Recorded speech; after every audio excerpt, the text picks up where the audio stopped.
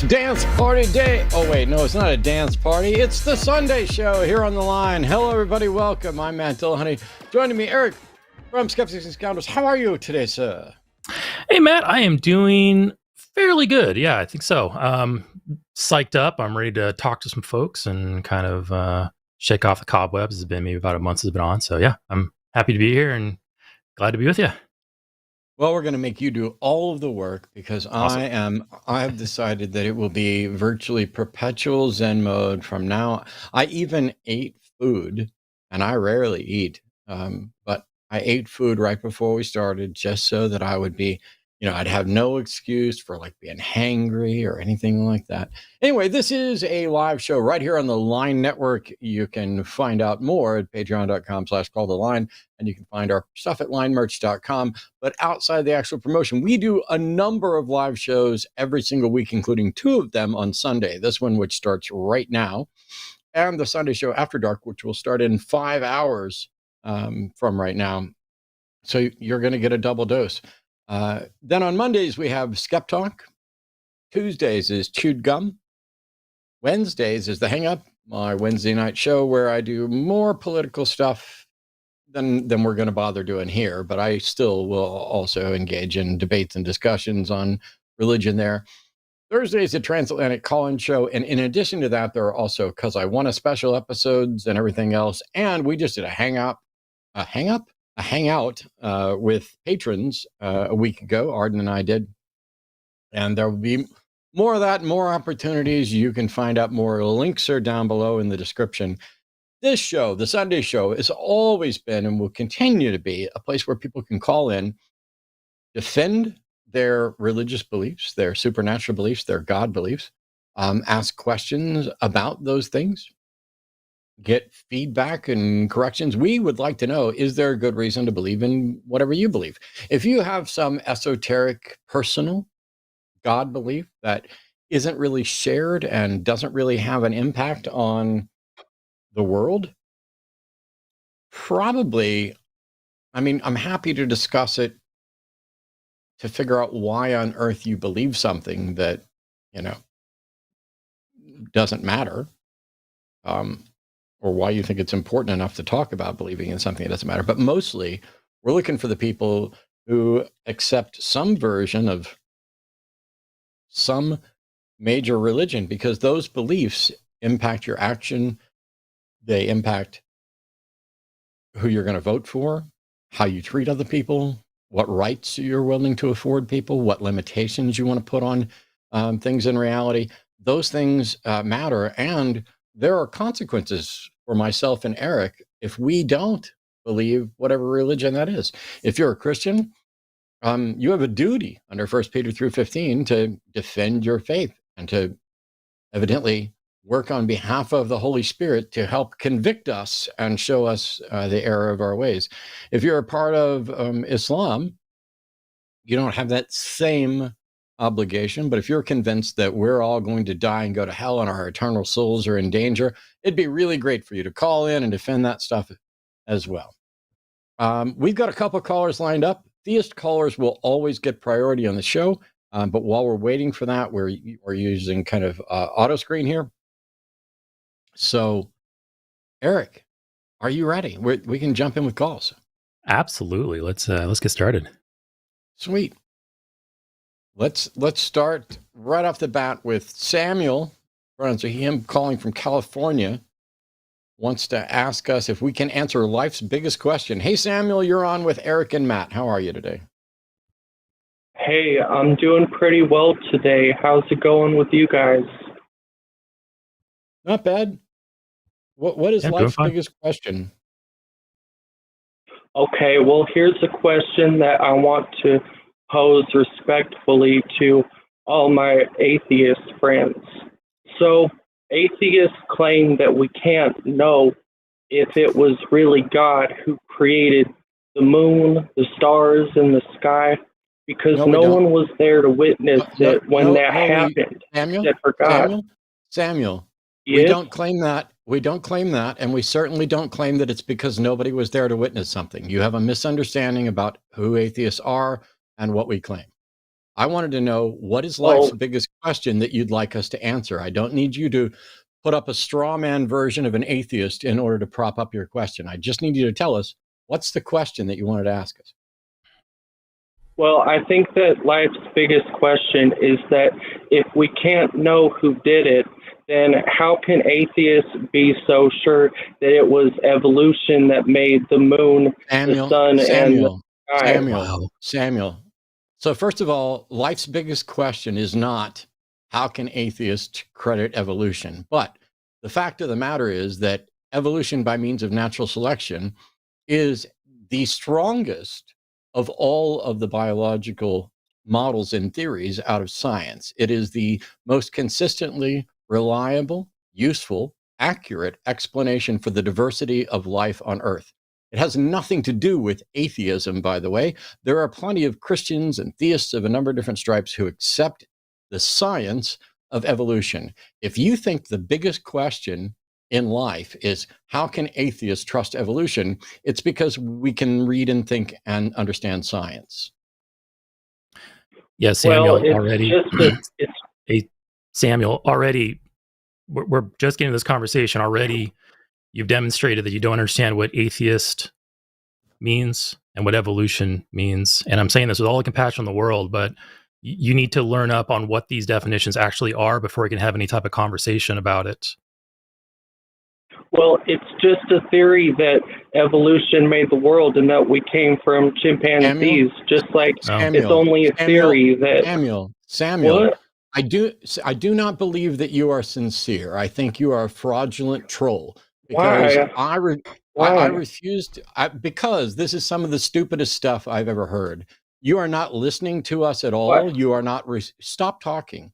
You are not in any way saying, "Okay, I've misunderstood atheism. Can you help me?" "Okay, I've misunderstood science. Can you help me?" Instead, you just keep going back to talking points. So you're ignoring what we say, and then you're trying to continue. You also seem to quiet down as soon as I suggest you do, which also suggests that you're not sincere. So thank you Well, so I'm much trying for to be wasting our time. respectful. Thank you so much for, I don't care. Thank you so much for wasting our time. But if you're not going to engage in this conversation in a way where you can learn something and we can learn something, then we'll move on. So you wanted us to answer Okay, life's well, biggest question. I'm still talking. You wanted us to answer life's biggest question. And for you, life's biggest question is how can atheists trust science? And I explained already how that is. And then you decided to misrepresent the science. We didn't just come from monkeys. We are monkeys. That's what the science shows. This is just a fact. We share common ancestry. This is confirmed by chromosome 2 and tons of other things within evolution. What is it that is, assuming you're sincere, I will withdraw my extreme doubt. Assuming you're sincere, what do you think evolution is? When you say it's just a theory, do you realize that a theory is the highest thing in science? There's nothing higher in science than a theory. Are you aware of that? well, yes, it's a theory, and we couldn't see it happen. So why is it that if we didn't see one thing, Samuel, when I ask a all question right, that's a yes or no, when I ask a question that's a yes or no question, you just need to answer that question so we can direct the conversation in a way that's useful. If instead you say that you understand that evolution is a theory, my question was, do you understand that in science, a theory is the highest point? It's not just something somebody pulled out of their ass. A theory is a model that has been tested and confirmed and bears not only the entire weight of the evidence, but the scientific consensus from the people who are experts in the fields. There is nothing higher. So gravity is a theory. Disease, the germ theory of disease that we use to treat and construct, that is a theory as well. Do you understand that that is the case? And therefore, evolution is a theory, just like the germ theory of disease and the theory of gravity. Well, you're saying that there's nothing higher than the theory of evolution, but what if I disagree? What if I think that there's some wrong. things that are higher Then than the you're wrong. theory of evolution? Then you're wrong. Samuel. I didn't say there's nothing higher than the theory of evolution. I said there's nothing higher in science than a theory. But go ahead. I'm sorry, Eric.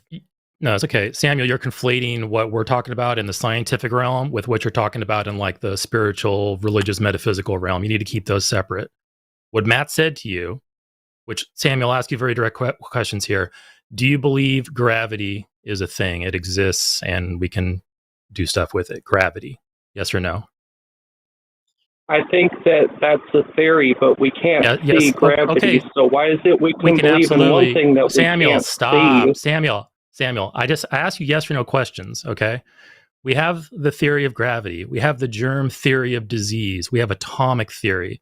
We have science. When science develops an idea, it goes from hypothesis through rigorous testing, gets tied together with other facts and observations, and it eventually gets bundled together in what's called a theory, and it can't go any further than that. In science, the theory is the graduation point of an idea. That's what we're saying. You can't get any better than a theory in science. You can't get any better than the theory of gravity, the theory of evolution, atomic theory, all of that. That's what we're trying to tell you. So when you're saying, oh, it's just a theory, you really don't know what you're talking about yet again. Yeah, you might as well be saying, you might as well be saying, oh, it's just someone who graduated with a PhD. Yeah. It's just an idea that was rigorously tested and ties together with other fields of science and things can be, and something that can be demonstrated. You're basically saying that it's passed all the tests to be accepted as fact by science. Well, respectfully, I don't think that having a PhD makes it better than the truth of the Bible, which we can't see the same way we can't see gravity. Samuel, this is not the show for you. You are not capable of having these conversations. You are not capable of thinking in these terms right now. I'd love to be able to try to find a way to help you, but how do you know that the Bible is true? Well, it's like rooting for your favorite football team. It's like you're rooting for Team Atheist and I'm rooting for Team God. No, Samuel, no, it's nothing at all like that. And that's not remotely an answer to the question I asked. I didn't ask which team you're rooting for. I know which team you're rooting for. You can root for the worst team and you can root for fictional teams. I asked you, how do you know that the stuff in the Bible is true? Well, we can't see it, but we can see that Jesus was the best man to walk the earth. Samuel, is it possible to know something is true even if you can't see it? That's what I'm saying. Just like we can know that God created the earth even though we didn't see it. Samuel, that's not what the fuck you're saying. Listen very carefully to my question and answer only that question. We are now going to start muting you and treating you like an infant at this point because it's the only way we're going to have a conversation. Is it possible, yes or no, to know that something is true even if you cannot see it? That's exactly what I'm saying. No, sir. When I ask a question that is yes or no, and you say, that's exactly what I'm saying, you have failed to answer the question. You get exactly one more chance to answer this question before we move on to callers who will engage honestly in conversation. Is it possible to know that a claim is true even if you cannot see it? Yes or no? Yes, and I think that's kind of the position that I'm saying right now. Don't talk.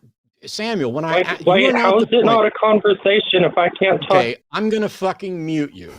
From now, see, we could have a conversation if you had demonstrated you were capable of it, but it took us pulling teeth to get you to answer a simple yes or no question. So from now on, when we ask you a yes or no question, I want one word, yes or no.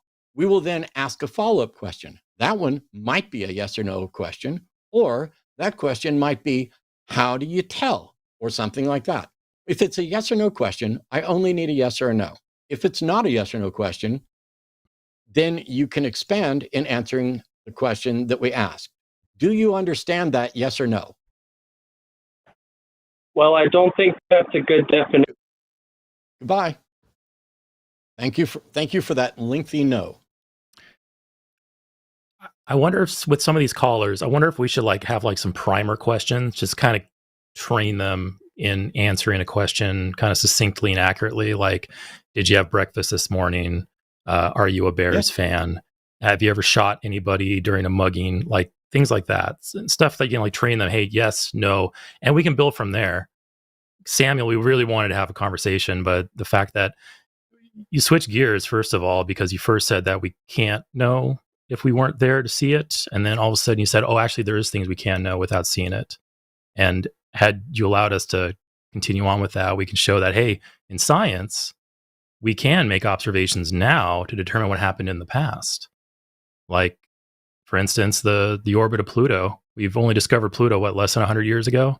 But Pluto's orbit around the sun is like 300 plus years. So we've never observed a full orbit of Pluto around the sun. But based on observations and knowledge that we have, we can know that Pluto has orbited the sun and will continue to orbit the sun. So that's science. It's awesome. If we run across anybody else that's as confused as Samuel, I'm gonna slip back, and I think those are great questions to ask, because this is what I was trying to do in a way of saying, hey, is it possible to know if something is true even if you can't see it? Most people would say, of course. A few people might say no. I was trying to figure out which camp Samuel's in, and Samuel's in the camp of not understanding the question and not being able to answer it. And this is sad, because this is the type of confusion that religions not only prey upon, P-R-E-Y, but also they amplify and they make it worse. Because if you don't know how to tell if something's true, and you're just worried, oh my gosh, what if I'm wrong? Then the biggest threat, whether real or imagined, becomes the thing that you focus on. And if you have no way of telling whether that threat is real or not, you're stuck. And so poor Samuel, assuming it's not just a troll call, poor Samuel is sitting there saying, oh, but we can't know this. We can't know. Okay.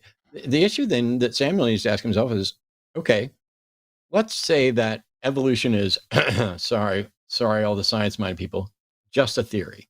And that your understanding of just a theory is not 100% known. Cool.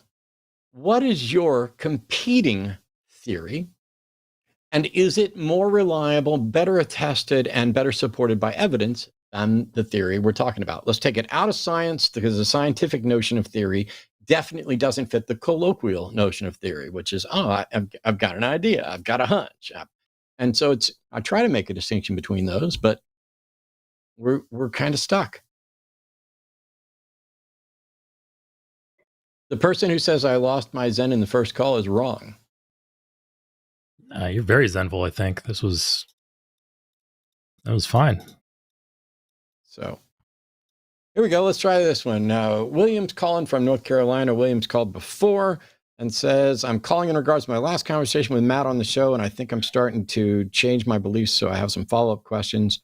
Okay, William, how are you? Welcome to the show. What are your follow-up questions for us?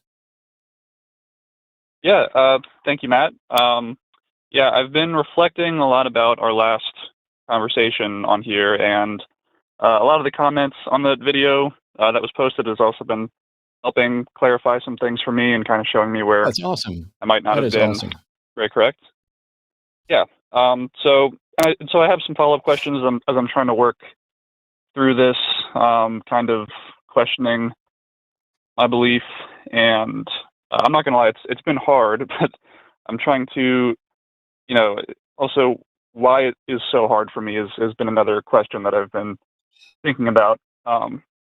But why don't we do this? I think one. My apologies. I want to make sure this continues to go well. I'm happy to be involved, but you and I spoke like last week or Wednesday or something, right? Yeah. Okay. Eric hasn't done this in a little bit, and you may benefit from talking to different people. So if it's okay with you, I'd like to move to kind of a back seat for this one and see if Eric can address your concerns in perhaps a different way or help you in ways that I couldn't. I'll try. Yeah, for sure. Whatever you guys think. Yeah, whatever you think is best. Awesome. Sure. Yeah. Thanks, William. Hey, go for it. How you doing, William? Yeah, good. How are you? Yeah, pretty good. So, what can I help you with? Like I said, I was kind of working through this, questioning my belief, and I think, I was definitely shown a lot of issues with the logic that I employed in my last call, which I'm more than happy to accept. And I think, one thing that I think that I was trying to do was to prove God's existence with pure logic. And even a question before that, why am I trying to prove God's existence at all, was a question that kind of repeated in my head. But I'm just curious, as from a kind of objective standpoint, do you think it is possible to prove that God exists with pure logic and no empirical evidence? Like Matt said, I don't think there is any empirical evidence for the existence of God, and so I was just wondering if So, generally, no, I don't think so. I think pure syllogisms without any type of input, like from evidence, are fairly useless, because I can come up with any type of valid arguments for just about anything. And I can say, well, the logic bears it out, but I don't have any evidence to show any of these premises are true. So, no, generally I don't. That's why I kind of look at things like, the transcendental argument or tag or presuppositionalism. And I go, well, that's just pure argumentation without any actual evidence being fed into it. And if there isn't any empirical evidence for your God, basically, I don't want to put words in your mouth. When I hear that, I hear things like, I also hear the phrase, my God doesn't affect the natural world. Because if there's no evidence, then it's the same as it not existing. So effectively the same as not existing, not literally the same or equivalent. So if your God is, if your God idea or an actual God has those characteristics where they leave no evidence, they don't interact with the world, it's indistinguishable to me as a God that doesn't exist. So at that point, it's why even bother arguing about it, because it doesn't affect this world. It leaves no evidence of itself. So that's kind of where I'm at on that. Why? Are we talking about the God of the Bible here, or is it just a God in general, just a generic deity, or what kind of a God idea were you holding on to? Yeah, well, so I always thought I believed in the Christian God, because I guess that's always what I've been surrounded by and exposed to, and I know that's again not a good reason to believe something, which Matt I think correctly pointed out. But I think there was, so now I think that I kind of started there, at the Christian God, and then I think I retreated a little bit to a more general God, like you said. And then I think once that retreat kind of happened, I think that's when I realized why exactly am I kind of sticking on this point of there must be a God if I'm already kind of conceding that I don't really think that there's good justification for my initial God, and so that's kind of where that started. That's a great self-observation to make. You're exercising some excellent self-awareness there in that, because you acknowledge that, just because my culture was kind of soaked in this particular God idea and I adopted it at some point, you realize that wasn't really a rational way to kind of get to this God conclusion. And as you say, you retreated backwards, but then you kind of stopped short of just simply dropping the idea altogether. And I would say probably, and it was the same for me, because I went through a deconversion process where I went from believing in a specific Christian God to just a general God. And then eventually I went to no gods at all. And I had the same pit stop along the way, because it's there's a lot of, for me personally, there was a lot of emotions involved, because I didn't like the idea of Noe being there to really have my back. I didn't like the idea that all this beautiful nature around me was not given to me as a gift. things like that. So I had some emotional complications when I was deconverting. And also, there's the social, or no, it's not the social, but just the religious conditioning I had growing up made it a little more difficult for me to let go of the idea immediately. So I would say that what you're going through and what Yeah. you're asking yourself is very natural. You're actually you're doing very well with these questions, these observations that you're asking yourself. So I guess my question would be is at where you're at right now, when you're kind of like made this pit stop in your deconversion process at just generic deity, you need to ask yourself, okay, aside from my emotions, aside from whatever else might be lingering in my mind from my religious upbringing or my religious past, why am I holding on to this position? What reasons do I have to hold on to this position? And then if you're objective about it, you might realize those reasons are not good reasons to hold on to it. Do you think you know why you've kind of stopped here, why you're holding on to it, or have you had much self-reflection on that yet?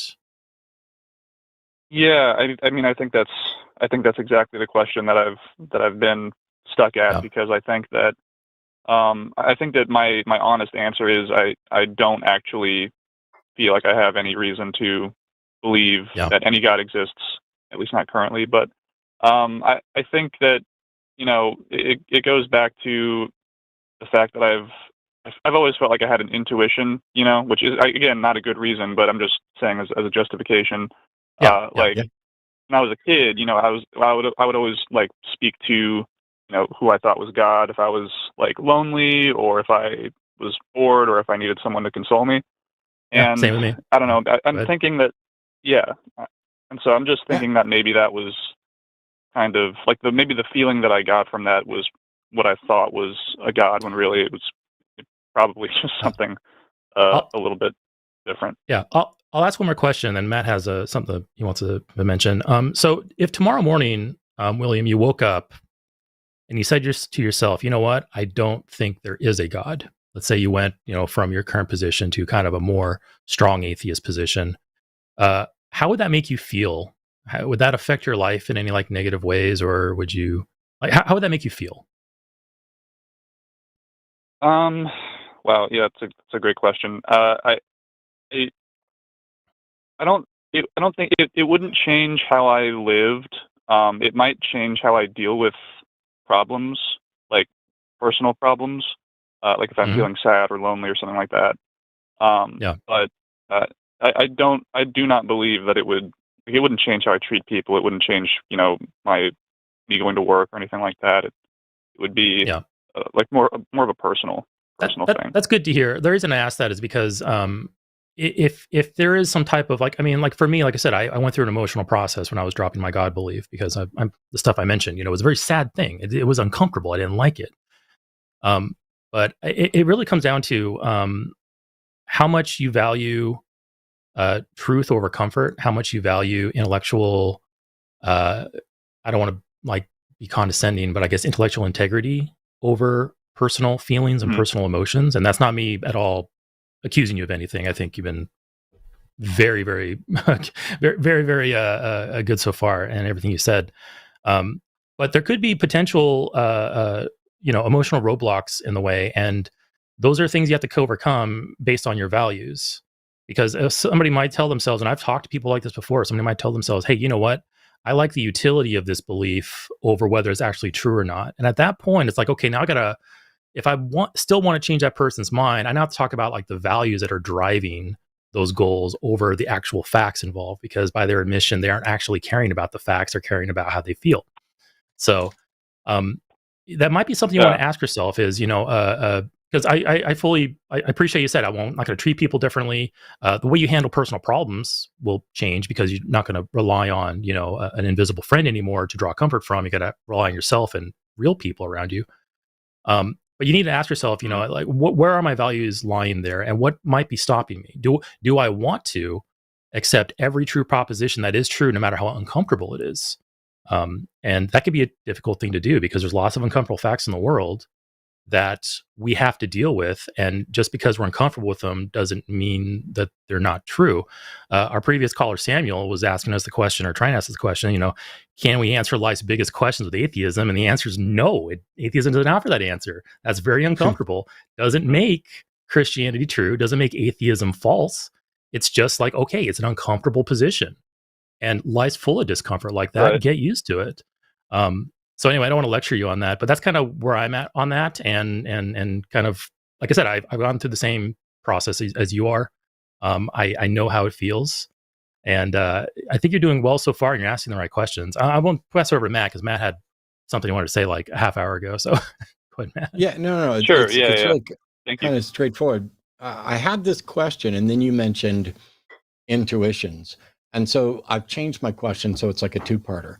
I'm assuming that you, like me and most people, have had intuitions, for lack of a better term, that you found out were wrong, right? Yeah.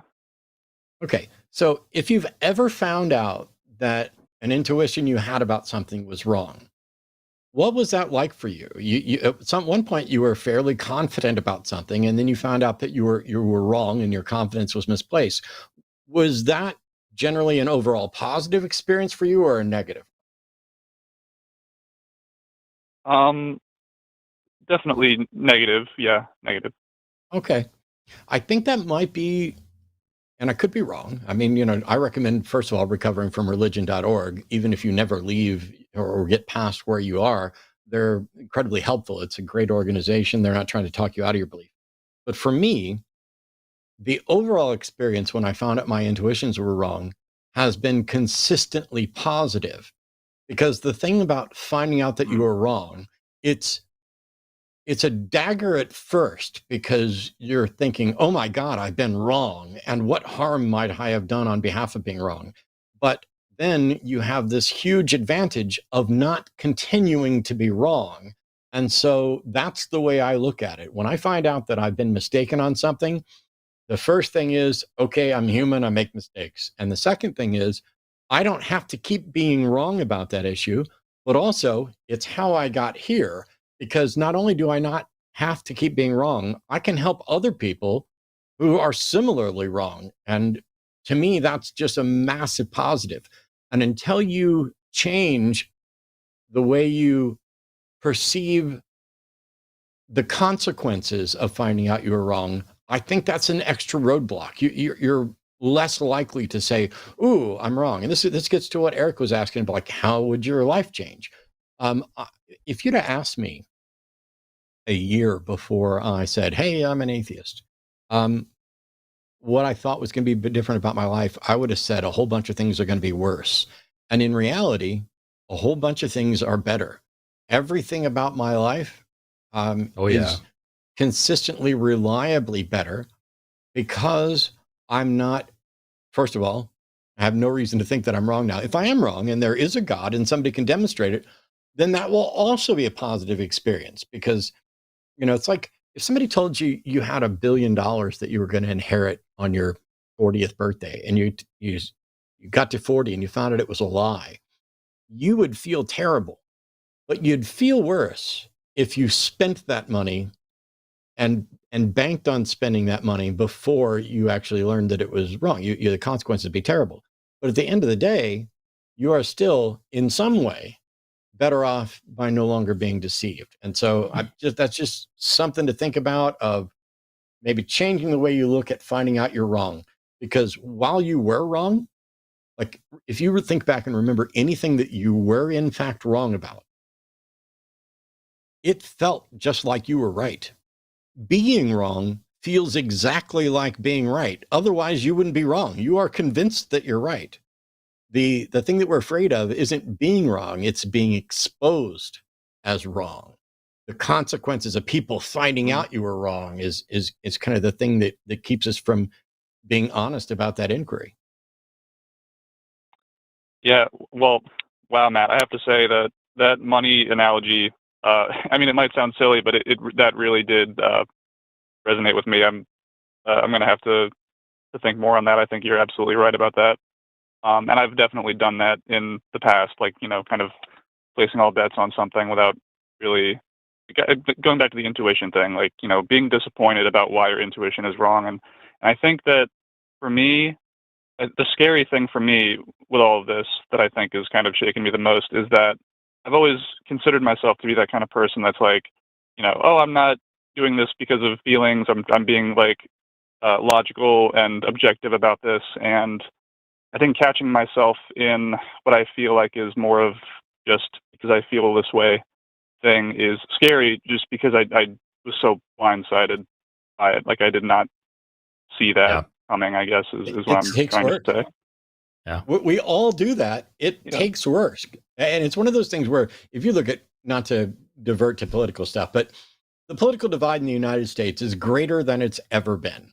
And there's batshittery on both sides. And there's good stuff on both sides, although maybe not quite as much as some people might think. But if you're trying to make up your mind, we have limited resources. We have limited time. We've got jobs to do. We've got bills to pay. We've got families to feed. We have to take breaks from some stuff and rest our brains and have fun and play a video game or go out golfing or do something.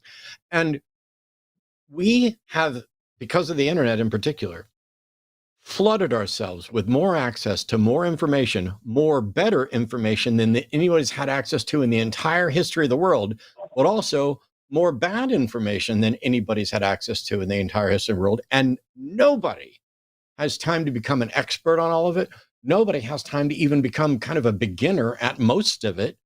And so the frustration is you go with what you know, and you go with your gut, and you trust that the way you've thought has gotten you this far in life. So it's probably going to keep, getting you further. And generally speaking, it will, because today is pretty much the same as yesterday. And tomorrow will probably be pretty much the same as today. The key is to look for the exceptions, the decisions that you're making. If you ask yourself, why did I do this? And if the first thing that comes in your head is, I just kind of went with my gut, or it felt right, you may be correct, but it may be worth, I think there's a quote from Bertrand Russell that I think is brilliant. I had it on a poster in my garage for years. And that is, it is a wise thing now and then to hang a question mark on things you have long taken for granted.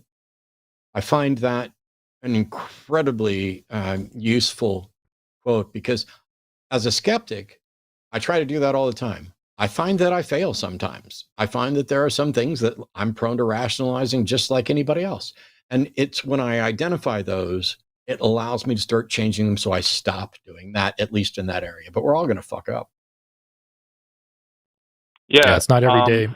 Yeah, oh, sorry. I'm sorry, William. I was going to say, just to kind of tack on what you said there, it's not every day when something comes by and shatters your worldview. So be gentle with yourself and keep going forward slowly and carefully. And exactly what Matt just said, like re-examine your assumptions, things that you took for granted, put a question mark there instead until you can actually justify them. And it's okay to work under certain assumptions. We have to. We call them presuppositions. Like, when you ask enough whys, you're eventually going to hit like this metaphysical, philosophical bedrock, and you just simply have to put in a presupposition there just to get started. And the key with that is that, hey, we need to have our presuppositions be as minimal, as simplistic as possible, because we don't want to. Sorry. We know it's okay. We don't want to assume things that are not true unnecessarily, because then that's going to affect us downstream in all of our conclusions. So like I said, just you want to be careful with it, be cautious. It's okay to hang a question mark there while you don't know, because there's going to be a lot of questions that we're never going to be able to answer, at least not in our lifetimes. Maybe some future lifetimes, future philosophers might get those questions answered. But for now, we have to be there's a certain balance of intellectual vigilance there, plus a little bit of pragmatism with the way we have to handle things. Because if we absolutely need answers to absolutely everything before we get started with anything practical, then we're not going to get anywhere. We have to start somewhere. And like I said, we want to keep that as minimal, as simplistic as possible in order to avoid any potential pitfalls, avoid any falsehoods that we might actually have inadvertently assumed to begin with. So I'm probably starting to mangle this, but I hopefully understand what I mean, that it's okay to have these question marks, and it's okay to start with certain assumptions. Just make sure they're as minimal as possible, and not assuming a God is more minimal than assuming a God, because we don't need to assume a God to understand anything. We don't need to assume a God to think, to wonder why the universe is here or why anything like that. These are kind of these falsehoods that theists and mainly Christian apologists in the United States, they try to make you think that you must have a God in order to explain anything, when really the God doesn't explain anything at all. It's a big non-answer. It's just a very comfortable non-answer. Yeah. Yeah. Yeah, definitely. I think. Oh, yeah. Sorry. This is the last little kind of. We're all thinking 100 miles an hour right now. So this is the last little thing I want to put on this, and then I'll turn it back over to you, William. And that is another question you can ask yourself is, do I need to have a position on this subject right now? Is there anything about this particular subject that is so pressing, I need to make a decision right now? And I think what religions often do is say, you could die at any moment. If you died tonight, do you know where you would spend eternity? So they make this issue feel much more immediate than it actually is. And it's true. I could die. I could drop dead right now. And if religion A is correct, I might be destined for their hell. But that doesn't mean that I have enough information right now to make any sort of decision. And it would be a mistake to pick one religion over another, over irreligion, if I didn't have a good reason. So is there some real pressing need to have a position on this? And if not, keep exploring it. Yeah, thank you. I wrote that down, actually. I'm gonna think more on that. I guess just to close out, look, I'll just say that I really appreciate both of your time on this, and I, without a doubt, still have questions, and we'll have more questions. Hopefully I can call back in and another time, and we can talk about that. But that'd be great. So again, big fan. Love what you guys are doing. I really appreciate your time. And thank you so much for this call. I think I have nothing really more to add here. Thanks, William. Let us know if you come up with better reasons, for sure. If you come up with better reasons to believe, by all means, let us know. And if you come up with other questions, feel free to call back with those. But also don't forget about recoveringfromreligion.org. There's a resource there to talk to. And there are people there who are as good at us or better at engaging on these things. So we really appreciate it. Absolutely. Absolutely. All right. Thank you guys so much. Cheers. Have a great day. Thanks, William. I like calls like that because I can heavily empathize with William. I've been there. I know what he's feeling. But then I hit this point where I'm like, well, I can only give him the advice that worked for me, and I'm not sure if that'll necessarily work for him, because I'm not, like, the recovering from religion suggestion is great because those folks are actually trained to handle the next steps after you have your doubt, the next steps after you deconvert, or even just the questions that William is contending with. So William, take all of our advice with a grain of salt here, because Matt is working from his perspective and I'm working from mine. We aren't formally trained, but from what it sounds like to me, you're asking yourself excellent questions. You're being very honest and careful, and that's great. You're already miles ahead of, I would say, 95% of the people in the United States on that. So thank you so much. That was a great conversation. Awesome. And if you're somebody out there who thinks that you have better answers to the things and better ways to address the issues that William's having, by all means, if you have a better defense for your religion, you can call in 720-619-2288. And there's also a link down below to you call in from a web client. Please remember, if you call in from a web client and you're on your cell phone, if we take your call and you start talking and we can't hear you, what you probably have to do is tap your phone just to wake it back up, and then tap the browser that you're calling from. Because we've seen both of them go to sleep, to where you can tap, my phone's awake, but the browser's still not doing it. So you might have to tap a couple times in order to do that. So when you hear us start saying, hey, caller so-and-so is calling in, and you know it's you tap your phone a couple of times and it'll kind of overcome that. Eric, you ready to move on to some more? Yeah, I see we have pretty much a full queue. So yeah, let's go. I'm excited. Yeah. Calling from Virginia, and pronounce her, it's either Gaia or Gaia. I never know how to pronounce it correctly, and I think there's different ways, but Gaia is a questioning believer. calling about beliefs in angels and demons. So I'm assuming we're not talking about the Dan Brown novel, and we're actually talking about real angels and demons. So how are you? Welcome to the show. I'm good. How are you? Can you hear me okay? We hear you just fine. Thank Perfectly. you. Okay, awesome. Yeah, so just like kind of a basis is I've been questioning as of very recently. I've always like identified myself as like a spiritual person, but I was raised Eastern Orthodox, and religion really has been in my life like the entire time. My wife's religious, but you know, reading more into the actual Bible and seeing like kind of the atrocities that are occurring, it's kind of made me kind of disgusted with my own religion. And I'm like, what is holding me from kind of just renouncing this belief? You know, because we talk and I hear you guys talk all the time. It's like about logic, you know? If there's no evidence to prove something, why would you believe in it? And I guess my motivator has been this fear. And that kind of brings me into like where I was wondering if you guys could shed some light, because I really appreciate the way that you guys articulate your subjects and everything.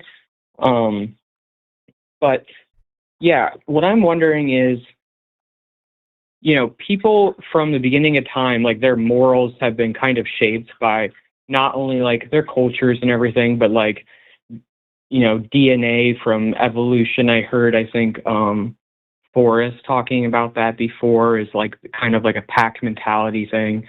But I'm wondering, like, these people that are mentioned in the Bible that are like killing and sacrificing children and stuff, I'm wondering, are they just like batshit insane?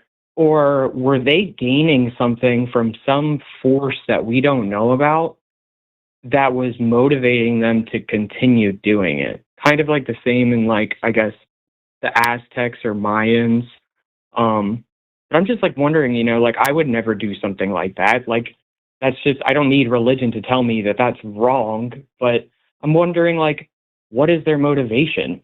Like, what makes them be like, okay, if we do this thing, the sun god's going to give us, you know, rain or something. I don't know.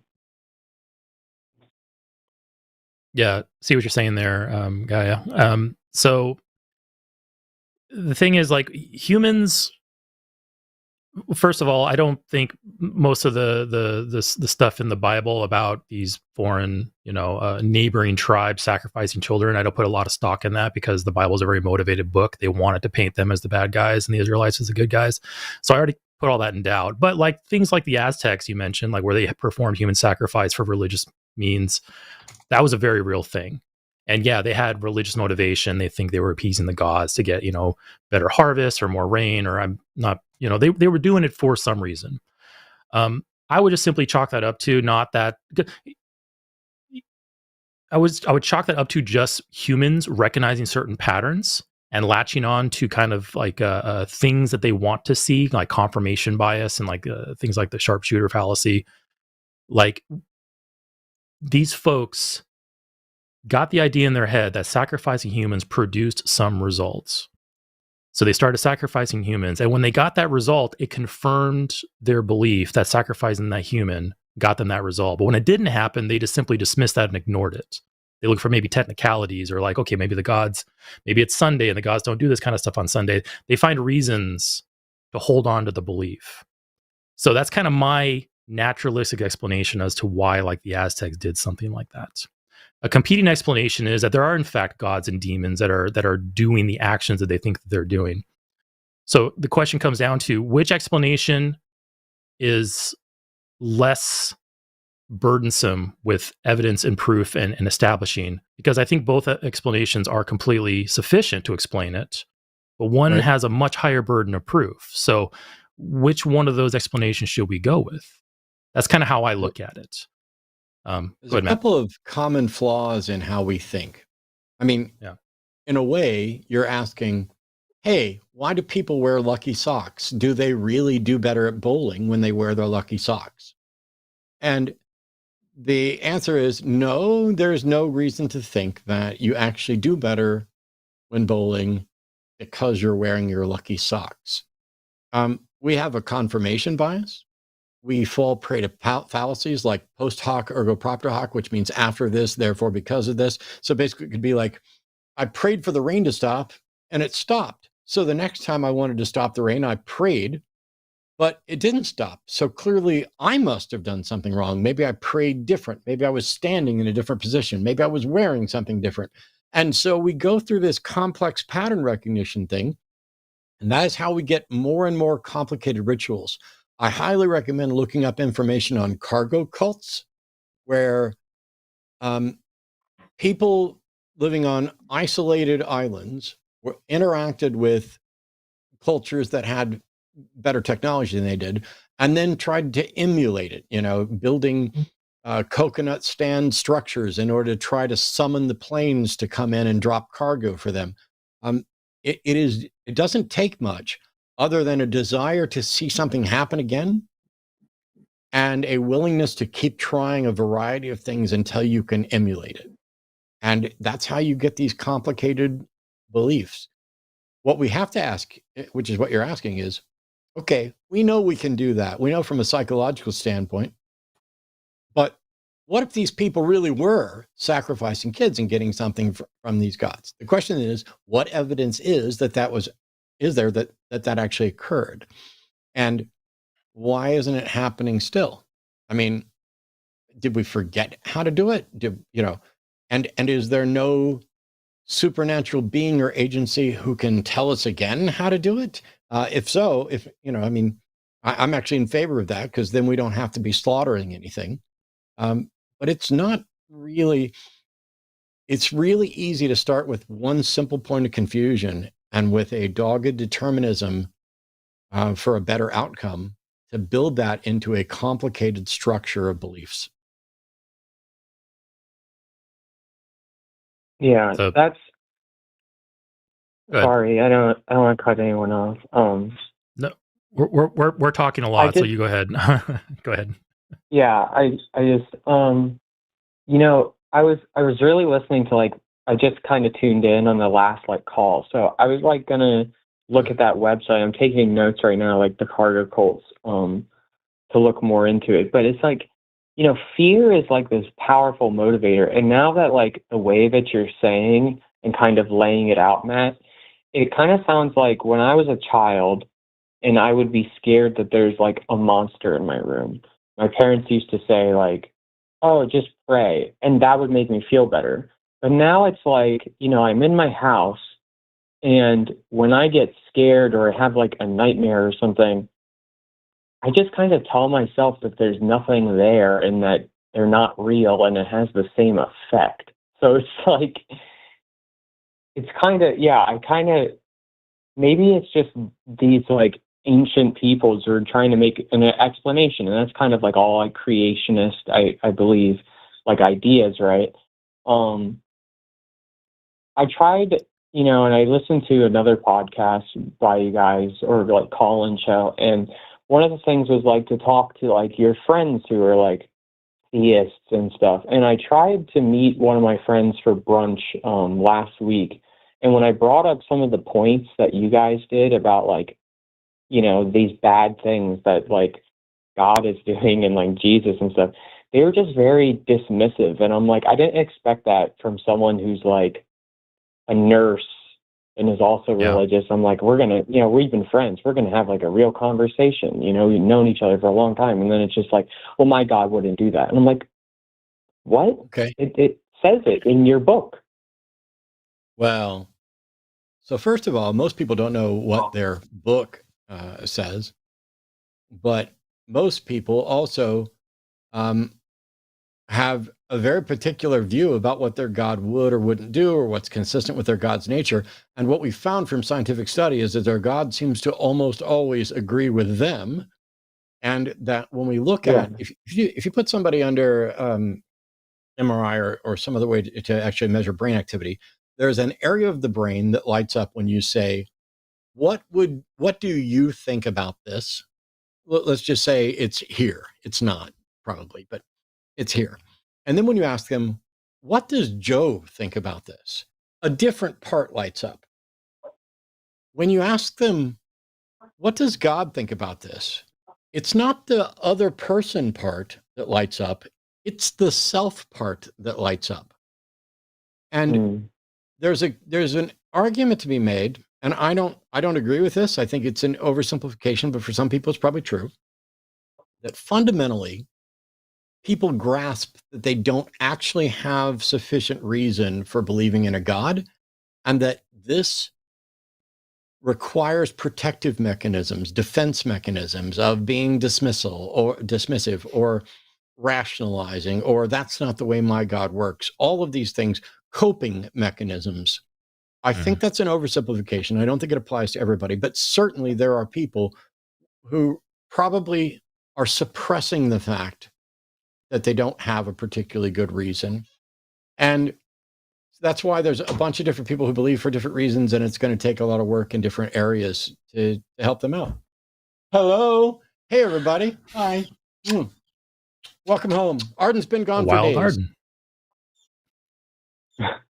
All right. Sorry about that. It's like maybe they're scared just as much as I am, or they're scared of, like, you know, because me doing this right now, it's like I'm shedding all this like weight off my back. And I guess, like, you know, them being as old as me and is like intertwined with this like religion since the beginning, it's just like, maybe it's just they're terrified to also like go through what I'm going through right now, because it is kind of scary to like step into the unknown and out of your comfort zone. But it's like, you know, the older I get, and like, you know, the relationships I have, like the relationship I have with my wife and my friends, it's like, one thing is like, we always like honor more than anything else is like the truth.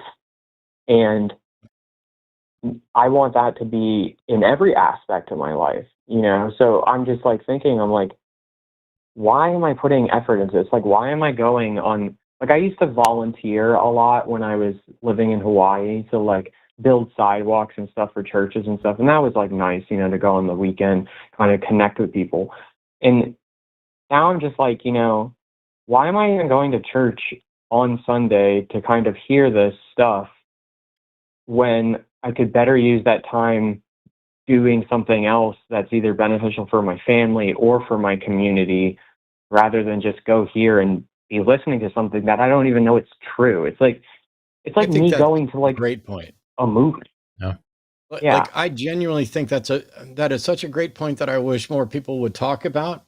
And that is, hang on, within certain religions, the practice of the religion is a bunch of lip service, like, for example, within Christianity, a bunch of lip service about being Christ-like, but it's the trips to church on Sundays and holidays to just praise. Here, teach me how to praise better, and then teach me how to be more Christ-like in my daily life. Cool. What's the purpose of all the praise? Does God have such a fragile fucking ego that he can't go a couple of minutes without somebody saying, "Ooh, you're so amazing"? And what does that do for any of us? I tell you, the only thing that I know for sure it does is it strengthens bonds of a community. It strengthens the bonds of a community because you are there participating with other people. That becomes your in-group, and their goals become your goals. But until such time as somebody demonstrates that their goals should be my goals, I don't give a fuck about their goals or God's goals. I think what Matt just described there, it kind of ties into what we were talking about earlier with like the tactics that religions use: fear, setting aside confusion or any type of like cognitive dissonance. Like, you know, okay, well, my God's all loving, but in the Bible, he does all these horrible things. And how a lot of Christians will simply just package that up and set it aside and say, well, God's mysterious. He must have a reason that I simply don't understand. Basically anything to ignore the contradiction sitting in front of them that they have to contend with. It's a way of packaging it up and setting it aside.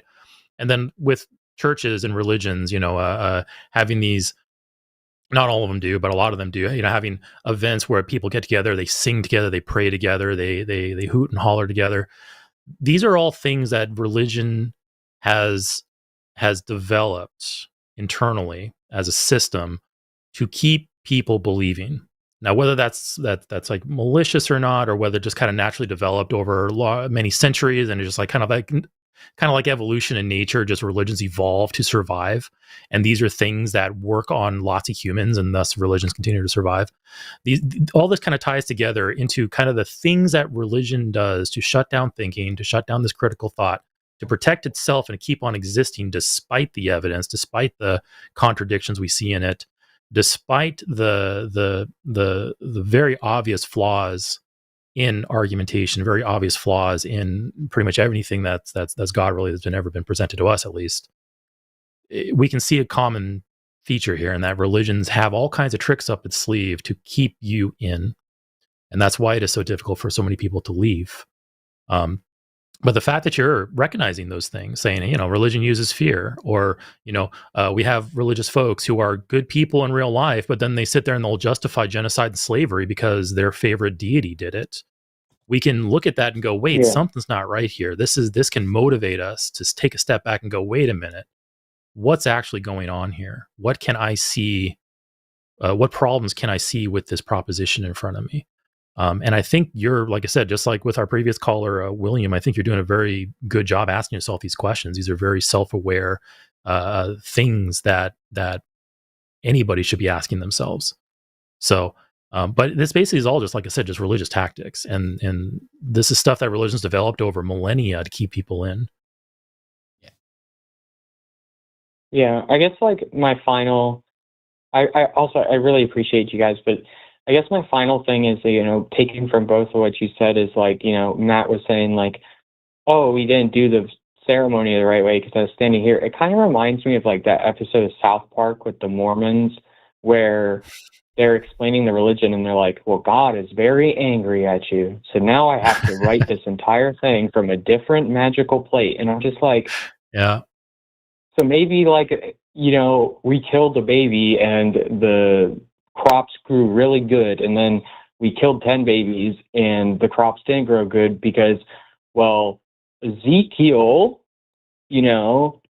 slipped and fell into like a banana peel and like broke someone's like wall or something with his brain. It's like, now God's very angry, so now the crops suck, and that's our explanation. It's like, it's just so idiotic. And like, also like motivated. My history class in college, I did. My mom used to beat me like pretty bad when we would say things like, oh my God. And she would say, you're putting the Lord's name in vain. But then when I did this history lesson and I had an essay, it was on, I think it was Pope Gregory, the one who like watched the massacre of the Sicilian Muslims. And that was like his inspiration for the Crusades. It's like, then I learned what that meant, where it's like, oh, the Lord's name in vain is like, you're justifying all of these things. And it's like, so I was getting beat the fuck out of for no reason. And it's like, no matter what it means, no matter whether taking the Lord's name in vain means, oh my God, or let me do this in the name of God, it doesn't fucking matter until they demonstrate that there's a God, and God does or doesn't want you to do things, and God does or doesn't want you to say things.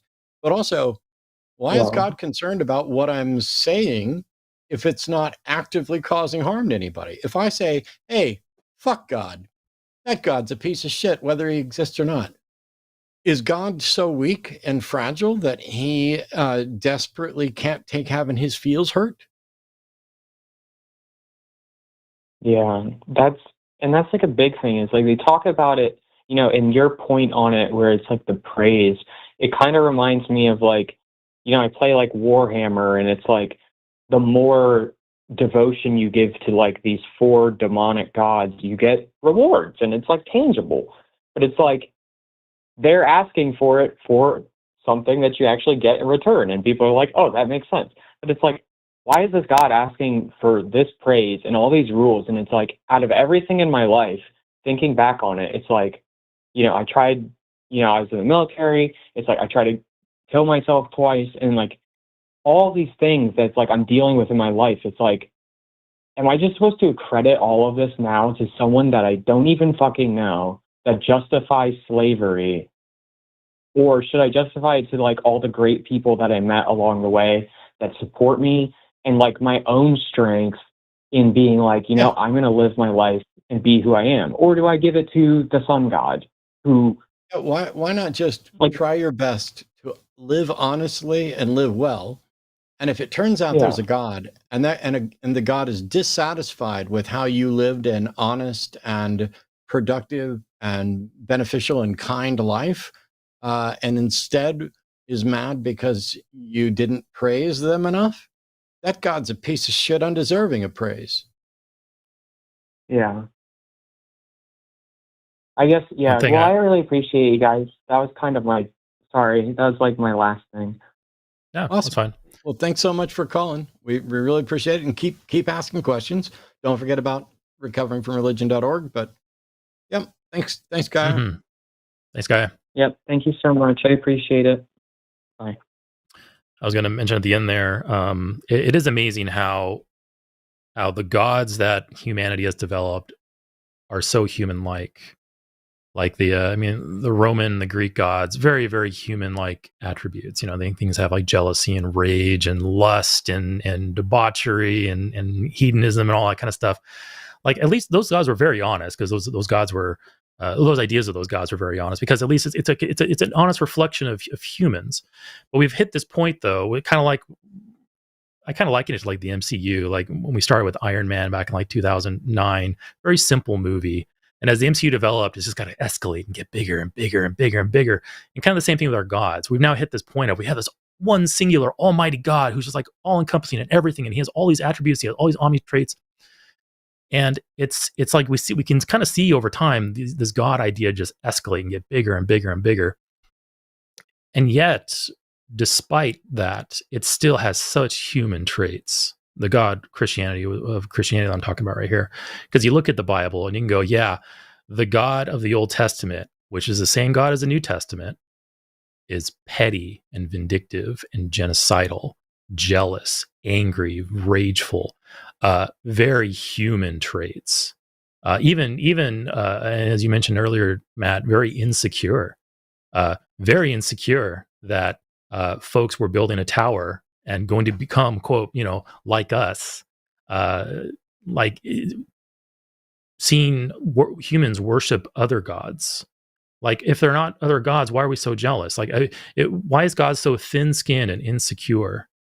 Could it be that he actually is those things? Or could it just be that the humans that wrote these stories imbued their insecurity, their thin-skinnedness onto their deity? And it's like you kind of look at all these God ideas, even Christianity's God today, like very human attributes in there. And it just smacks of a human invention to me. First of all, no evidence that actually exists, but just on the side, just completely smacks of this human invention. You can see exactly where it came from, which is one of the big reasons why I'm not convinced it exists.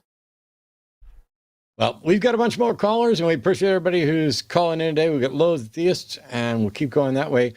I don't know if it's Giro, Euro, or Hero, my apologies, but they're calling from somewhere in the U.S. and wants to talk about belief, truth, and logic, and why they think God is real. How do we pronounce your name? My apologies. Hey, Matt. Hey, guys. Giro. Yeah. Well, welcome. Japanese. You're on with Eric and me. Thanks for having me. In order to begin with my belief, I'd like to get some terms straight. What do you guys do? How do you guys define evidence? Evidence. So what do you mean by evidence? Evidence for a particular proposition? Or truth? I don't. Or proposition? Yeah. Okay. Evidence that a particular proposition is true. It's not just facts consistent with it. It is the data that more strongly point to one particular conclusion over another. And as strong as it may be, can we still be wrong about that data?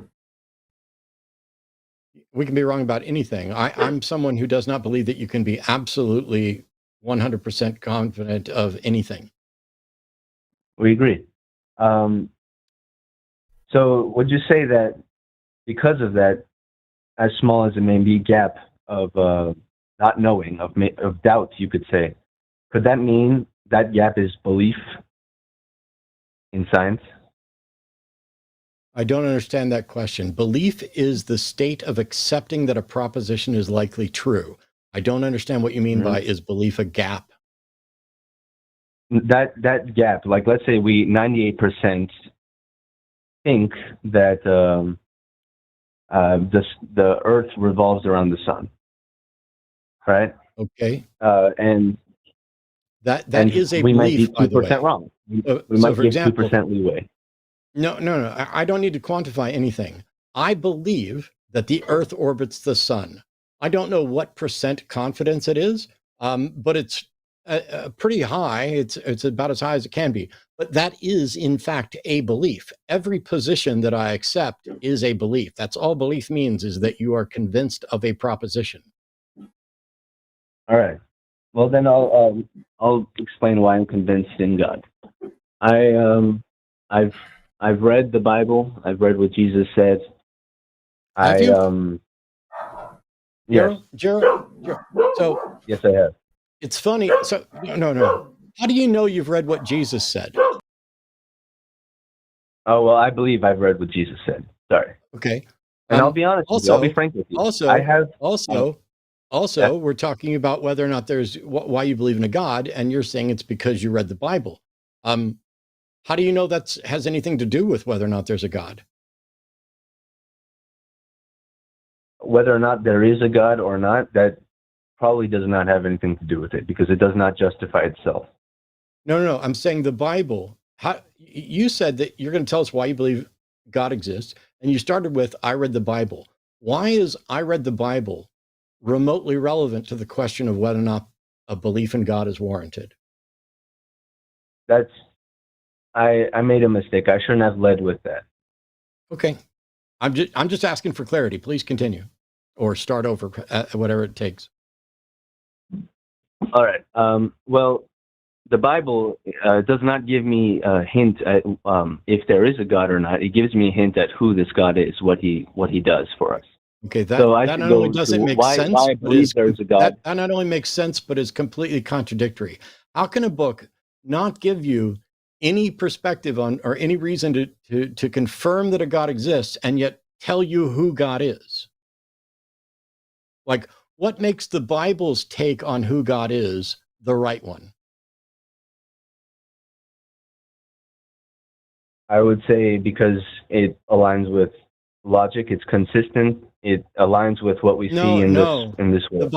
The Bible's take on God and the divine does not, in fact, align with logic, but whether or not something is fallacious or irrational or in conflict is completely separate from whether or not it's an accurate model of God. For example, the notion of the Trinity is patently absurd. So if you believe, if the Bible advocates for a Trinitarian God, that makes no sense at all. But also, I would argue that because the Bible advocates for slavery and inequality between genders and countless other things and wars of conquest, all of those things are in conflict with a being all loving. So the Bible gives us a confused mishmash, mixed up perception of God, which could be accurate. You could have a schizophrenic God or a God that is really weird. But the question is, why do you go to the Bible to find out what God is like? Now, just to be clear, going back on what you said, when you say that, what were you saying? That this is a confused God, a confused schizophrenic mess.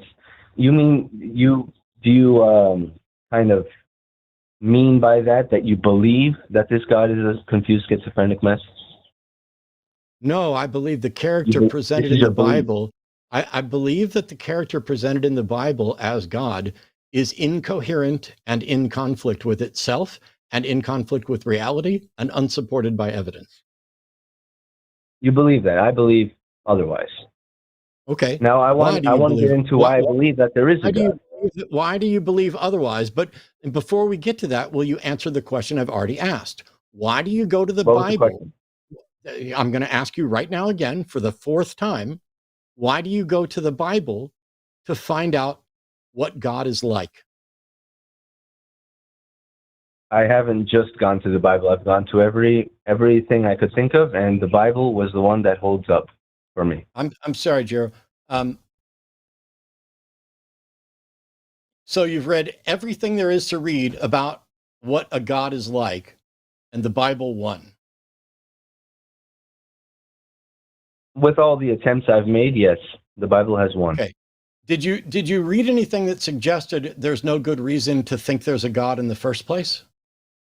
Yes, I have. Cool. So what convinces you that there's a God? What convinces me is I've looked around my environment. I've seen the houses, the cars, the everything, and I realize that there needs to be a creator, an origin. No, And you're wrong. And that is great, You're wrong. and that is colossal. No, you're wrong. You're interrupting me, Matt. You're I wrong. see you don't. I'm interrupting you to explain why you're wrong. This argument from Well, I can design. interrupt you, but you'd mute me. You'd mute me. You're right. If I interrupted You're right. you I like will. You're right. I will mute you because I'm trying to explain something honest to the audience, and you're trying to say the same bad argument that we've heard 50,000 times before. And I'm trying That to is hypocritical. avoid. It's not hypocritical. It's called "This is our show," and I've done this for 20 years. And you are saying something that is simply not true. And are you interested in learning at all? Because if all you're going to do is I am come in and interested present, in learning. Are you? Then stop talking. Then stop. I am, and I know more about this than you, which I'm about to show. Are you ready? Yes. Cool. We know that a building has a designer because all of the available evidence for every building points to a designer, and none of the available evidence points to buildings occurring naturally. That's how we recognize design. It's not about complexity. It's not about intuition.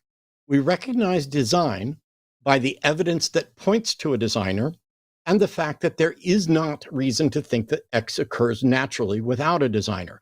There are some things that can occur naturally and can be emulated by a designer as well.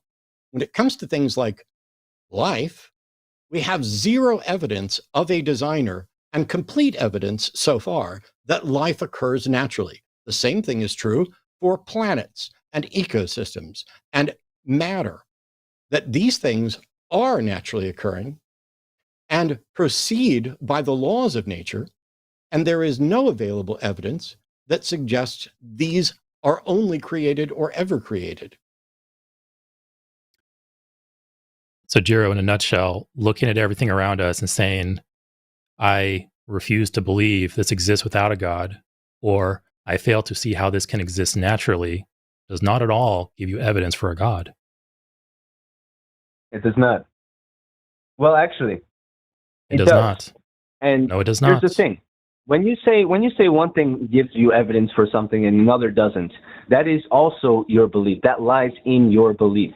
When a person, a flat earther, let's say, versus a round. I'm going to mute you now. Yeah, Jiro. Because you're rapidly, I'm going to back out of this. I want to make sure that Eric gets an opportunity. Go ahead, Matt. Go into him. You are rapidly approaching dishonest caller category. And I'd like to stem that because I'd like to think that you're actually being honest. But you started to present an argument from design. And when I pointed out how we recognize design, instead of you started to acknowledge it. And then when you realized that would scuttle your belief, scuttle your belief. Then you said, well, actually it does. And then you talked about how it's just my belief. Okay. My belief about design is consistent with the facts of reality, the understanding of reality, and all of the available evidence. You're correct. I believe this. You believe something else. The question isn't, oh, it's just your belief. It is your belief rationally justified and consistent with the facts of reality? Mine is, yours isn't. But I'm going to give you every opportunity to show that yours is by backing out now. Please continue. Hello? Am I unmuted? Were you listening? What was the last thing I said? What was the last thing I said? You're going to give me the opportunity to prove that my belief is rationally justified and yours, and yours isn't. Then continue. Well, I'd like to ask, I'd like to say actually that rationally justified is also a belief. believing in something that is rationally Okay, justified or this not is is a belief. this is Eric. I'm done because this caller is dishonest. They have no interest in actually proceeding on this topic. But you might do better. I'm So highly I just want to let interested you in know. that. I'm not Stop messing talking, with. Euro. Stop talking, Euro. I'm bowing out of this conversation entirely and leaving it up to Eric because I have no more Matt, are you patience here? left. Are we here just for you to talk? Because Okay, you dishonest piece of shit. I'm going to maintain my zen. Yes, you are here just for me to talk, which is why I'm literally saying that I'm done talking and going to let my co-host talk to you because I think you're a dishonest piece of crap. Because every time we spend and put in the effort to make a rational argument and talk about what's rational, you go back to, well, that's just your belief. Well, that's just your belief. Well, dude, what did you watch The Big Lebowski last night and then you feel like your penis grew 3 sizes that day? Is that what's going on? That you want to just dismiss everything that's a belief? Oh, well, it's only your belief that it's rationally justified. It's not only my belief that it's rationally justified, it is supported by the evidence. If you don't share that belief, that's your problem. But the purpose of you calling in is not just for me to talk. The purpose for you to call in is to present the reason why you think we should agree with you. And if you present reasons that we've already evaluated and shown to be fallacious, they're not going to be convincing to us or the audience, but they will be educational and informative. We will be able to keep using you as a prop to expose the fallacious thinking and the dishonest argumentation tactics of theists. Because every time we put forward a case for rationality, you find a way to just dismiss it as just a belief. So I'm going to leave this with Eric, because the only question I have for you is, it's just your belief. Why should we give a shit about your belief? But you know what? I don't give a shit about your belief anymore. So I'm backing out. Please continue without me talking. thank you. When a detective looks at a crime scene, sees shattered glass everywhere, a dead body and some blood and a knife. Let's say, I don't know, let's say there's let's say this takes place in a kitchen and there's a hot dog bun on the ground. Does that detective take that hot dog bun as evidence? That all depends on if it had anything to do with the crime that took place, right? One person may look at that as evidence. That hot dog bun, any arbitrary item, that hot dog bun might be evidence. It might have aided the person to commit the crime. Yeah. So Jero, I see where you're going with this. Okay. So we're talking about evidence here, and I will delineate between good evidence and bad evidence, or weak evidence and strong evidence. Strong evidence is evidence that points to singular conclusions, preferably, or a very, very minimal set of conclusions. Whereas bad evidence or weak evidence points to a whole lot of conclusions. So we can just get past all that, and we can just get to the fact. We can get to the question: what evidence do you have for this God? And so far, you've appealed to not understanding, or take that back. I don't want to be condescending. You've appealed to everything around us and simply said, well, this obviously explains a God. And we're asking, how does that work? Because I've pointed out that your inability to imagine how this stuff came about here naturally does not add evidence for a God. Your refusal to believe that it came here naturally does not add evidence to a God. So what is your evidence? Sir, this is where the problem lies. This is why you have millions of callers and you don't come to any conclusion at all. This is why, because you cannot agree on what is good or bad evidence. We as humans have trouble. We can't agree on what I just gave you my definition for good and bad evidence. You waving everything and saying, I don't know how this got here, is not good evidence. It's bad evidence. How? Okay. I gave you my. Maybe we should. Can I flip the tables on you? Jared, do you agree with my definition for good and bad evidence? Like, do you agree with this? Can you repeat it? I probably didn't catch it. Okay, please listen more carefully to my definition of evidence. Yes, good evidence are observations, data that point to preferably one conclusion, but a minimal set of conclusions. Bad evidence points to many conclusions. So with your hot dog analogy at a crime scene, that's evidence that a hot dog manufacturer CEO did the murder. He left his calling card as a hot dog bun. That's evidence of that. It's not good evidence, but it's evidence of that. So Yeah, it would be pretty ridiculous to assume the hot dog bun exactly had anything to do. So good evidence.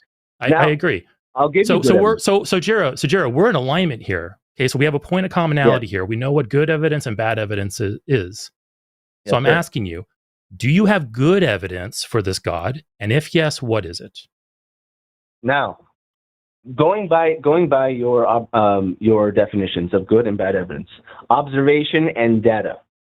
Does the observation and data hint us? Is it believable?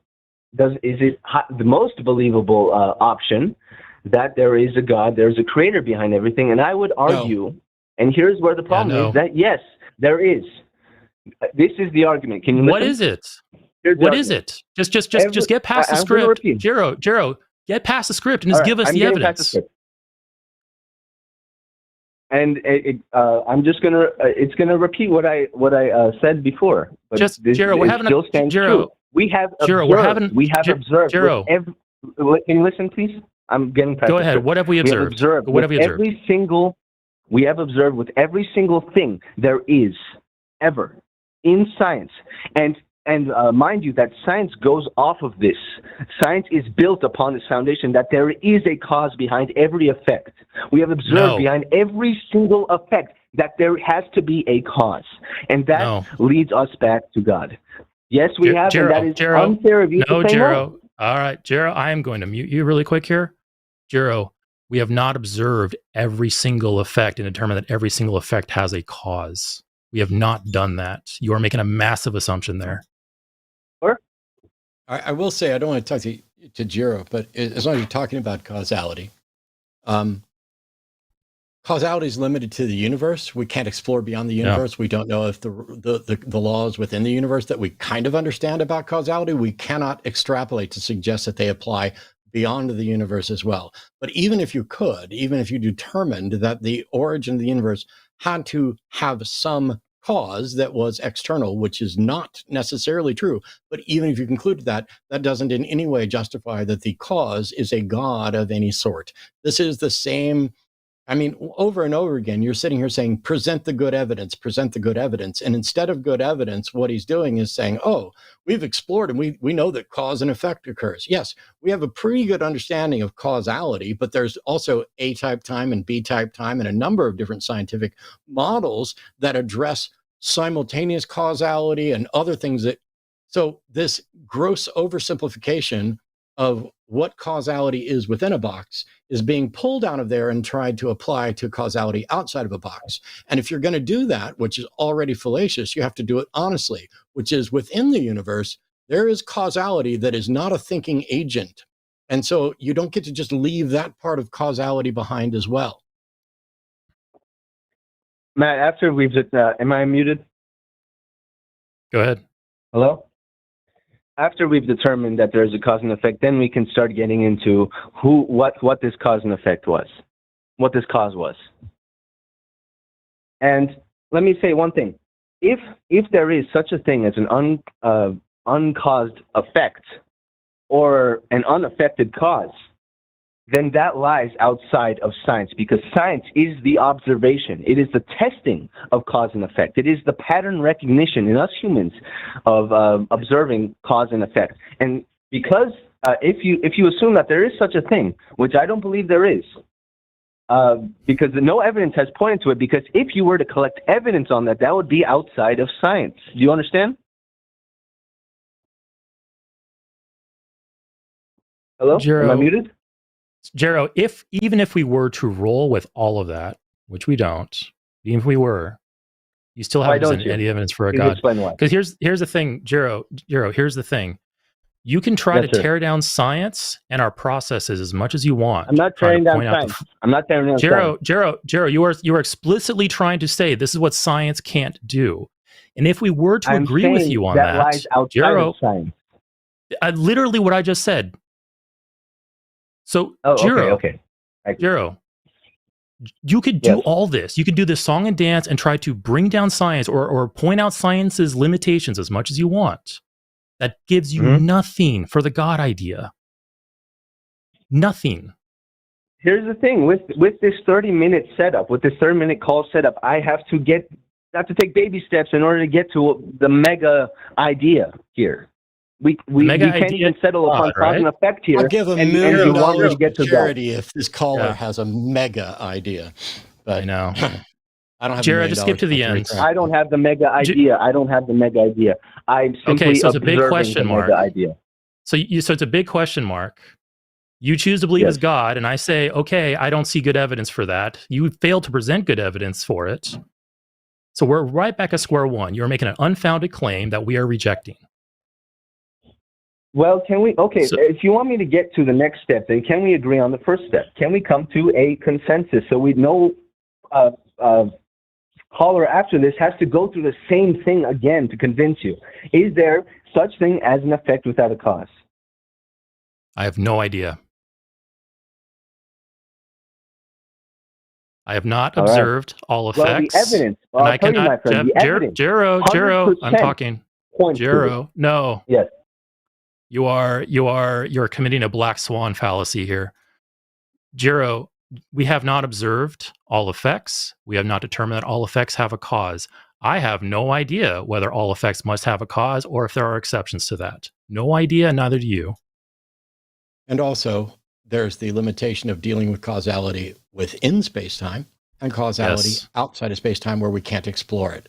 This is the same problem. So there, generally speaking, cause precedes effect. There are other views of time, so there's not 100% agreement here, even from the science. But what the scientists will point to, anybody, and by the way, it's going to be philosophers as well within the realm of causality, is that we have continually, reliably observed what we describe as causality.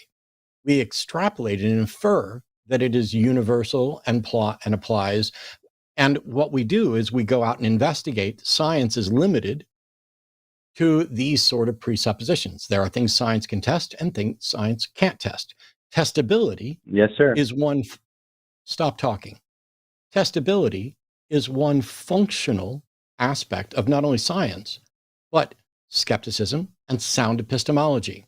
It is absolutely useless to propose that X is possible if X is untestable and unfalsifiable. We cannot demonstrate that the existence of a God is even possible under most definitions. You would have to first define your God and then show how it's possible. And it doesn't become possible merely because we haven't shown its impossibility, because it may not be possible to demonstrate impossibility, even if it is in fact impossible. So the caller is basically taking a look at, here's how things work in my house.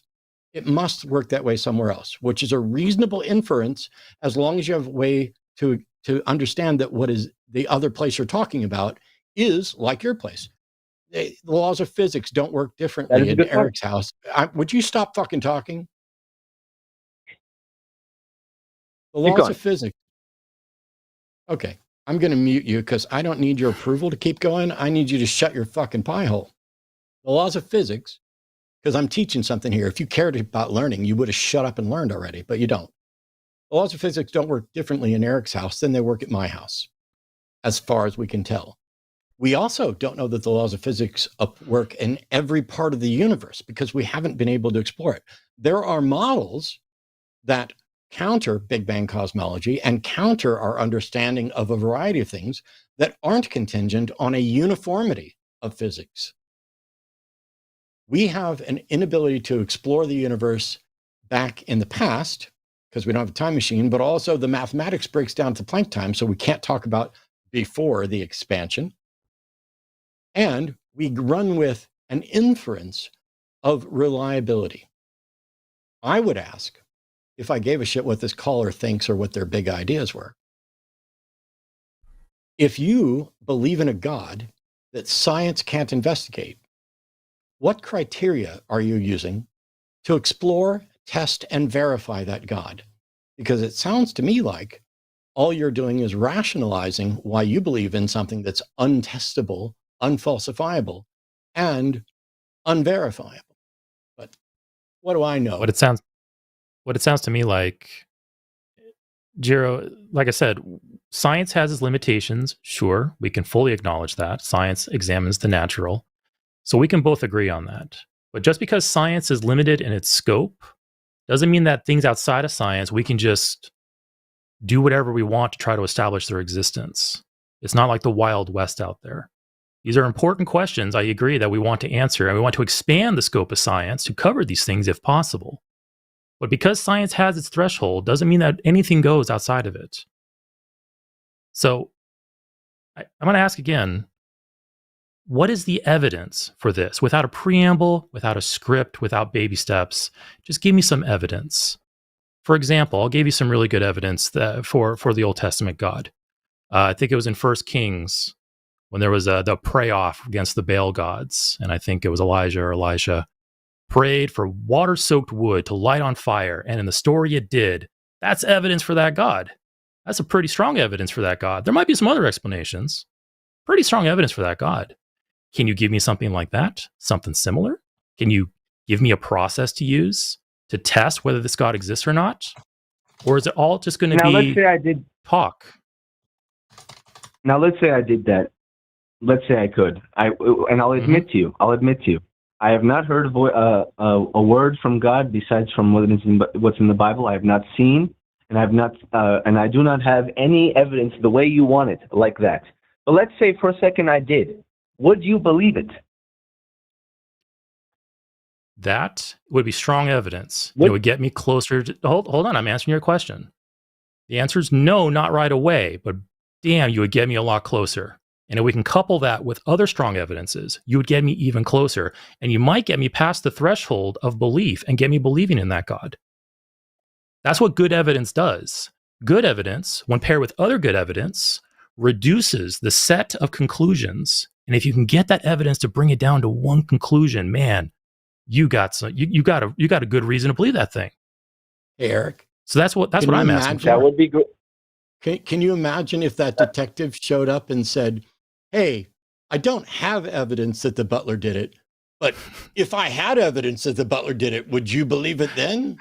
That's the level of fucking apologetics, that when you repeatedly ask for evidence for nearly half an hour, you get this tap dance around all kinds of things about, well, that's just your belief, and you can't trust this, and you don't know this, and you can't do that, and this is just a belief, and this is a belief. But what if there was evidence? Well, if there was evidence, I would believe it, just like I will believe anything if there's sufficient evidence to warrant belief.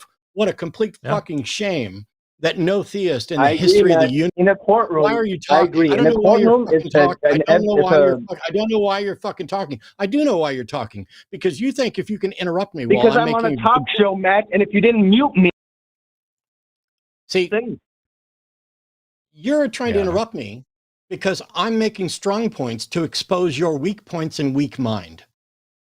And you think that if you can interrupt me, you will throw me off track and prevent me from making this strong point. And in many cases, you would be correct, because sometimes I get distracted by calling out what a dishonest piece of crap you are, and then I forget what I was saying. And I might do that right now because I've said several sentences. I don't know. Did I? Did it work? See, yes, it did. Congratulations. You successfully threw me off my point. But you know what you didn't do? You didn't make it so that people can't rewind to go back and hear you do that. You didn't make it so that people can't review what was actually being said. And you didn't make it so that you can ever speak if I don't want you to speak. Because I'm here pointing out that it would be really interesting if somebody did that. But in the entire history of the universe, no apologist has ever presented strong, good evidence for any God ever. All they can do is say, well, you know, cause and effect works. Maybe there was a cause. If I had evidence for cause, would you believe it? I'm a skeptic. I will genuinely believe anything for which there is sufficient evidence. And I will change my mind if it's shown that my evidence is not good and that my reasoning is flawed. That's how I got from being a fundamentalist, Southern Baptist Christian to an outspoken atheist and skeptic, because I learned about sound epistemology, the limits of science.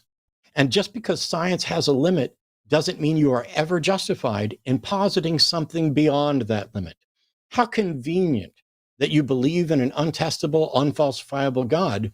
You'll never be proven wrong, and you'll sit there comfortable in your delusion that you're rational when you're not.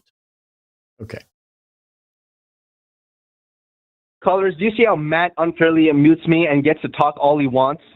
And then once I make a debate or a topic, he starts derailing my thoughts. Anyways, Jero, am I muted again? Jero, I can't tell. no, you're not muted, but Jero, you're not firing muted. that mute button. You are laughable at this point because we've repeatedly asked you for evidence. I haven't derailed your thought, not once. That's all that you've been doing, Matt. Okay. That is very unfair, my friend. No, tell us, Euro. I'm not your fucking friend. I'll never be your fucking friend. Tell us how I You are derailed my your friend, thought. okay? I'm not your friend. You're my friend. I'm okay? not your You fucking just said friend. that. I'm not your friend. I'm not your friend. fucking friend. You're my Please tell friend. me. Yes, I'm you not are. your friend. You're my not buddy. my friend. I'm not your friend. We're not fucking friends. You're my buddy. buddy. Are you going to keep distracting with this friend thing, or are you going to explain how I derailed your thought while you're derailing by doing this friend thing? Well, all you have to do is tell the viewers to look back on the video that you've been muting me like 20 times already in mid-conversation. Yes. I'm muting you now because you're being a whiny little bitch complaining about being muted instead of presenting evidence for your God. So I'm going to unmute you again. The callers can go back and watch it. By the way, they can go back and watch 20 years of content of me doing this, and they can watch the last caller and the one before that, who, when we engaged in conversation with them, was absolutely fine. We barely had to mute anybody at all. It's only the people like you who call in to say that you want to present your case for God, and then when we ask you for evidence, we have to ask you 20 times while you lecture. I'm just trying to build a case so that other callers don't have to come back to this remedial stuff for you when you're the one with the demonstrably remedial understanding of the topics. I'm going to unmute you again, and I'm going to bet you're speaking. Matt, those two callers that you did not mute only agreed with you. They only said what you wanted them to say. That's why you did not mute them. I'm sorry, Euro, but there's 20 years of calls of me engaging with people who disagree with me, including you. 20 years. I'm going to unmute you again so you can cry some more. So it's your choice. Are you going to cry some more? Are you going to cry some more? Or are you going to present evidence for your God? It's your choice. Am I unmuted again? Are you going to cry some more? Or are you going to present evidence for God? Those are your only two choices. I'm not crying, man. I'm just pointing out. You are crying. I'll tell you. I'll tell you what. Okay. Here's the thing. When I unmute you, and I will, I need you to say, my evidence for God is, and then present your evidence. Anything else, and I will hang up. You're unmuted.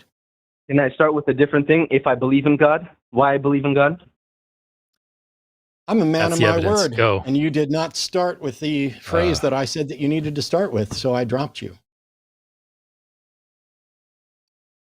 Can you imagine Jiro was a prosecutor and he needs to convict somebody. He wants to get somebody convicted for murder. And instead of going into the evidence for why the suspect did the murder, he instead goes into, well, we need to talk about beliefs, or we need to actually talk about what good and weak evidence is. And we need to talk about the limitations of science. Like, can you imagine if a prosecutor started an argument like that? Basically, instead of presenting reasons for belief, he points out supposed perceived insufficiencies with certain processes or with evidence or with logic, or what have you. That's not how you demonstrate anything. Those might be fun conversations to have without the goal of establishing that a god or a deity exists. Sure, we can always talk about science and what its limitations are. But Jiro, we're begging you for the evidence there. I gave you examples. We even admitted that, yes, with the right evidence, you could get us to believe in this God. What was it? And you just could not give it to us.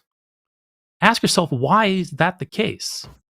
Could it be that you're just doing 4D chess here and we just simply can't perceive what you're thinking? Or maybe you're just holding an empty bag and you have no evidence. Which of those two? Imagine if you did have evidence. There's a pro tip. If you believe something and the words I don't have evidence, but imagine if I did, would you believe it? Ever leave your Yeah. mouth? You're the one that lost. Imagine the prosecutor saying that. I don't have evidence, but just imagine fellow jurors or I mean, jury of our peers that I did have evidence. Imagine how that would be. Yeah. Pretty bad. it is. And It is Jiro, so there's.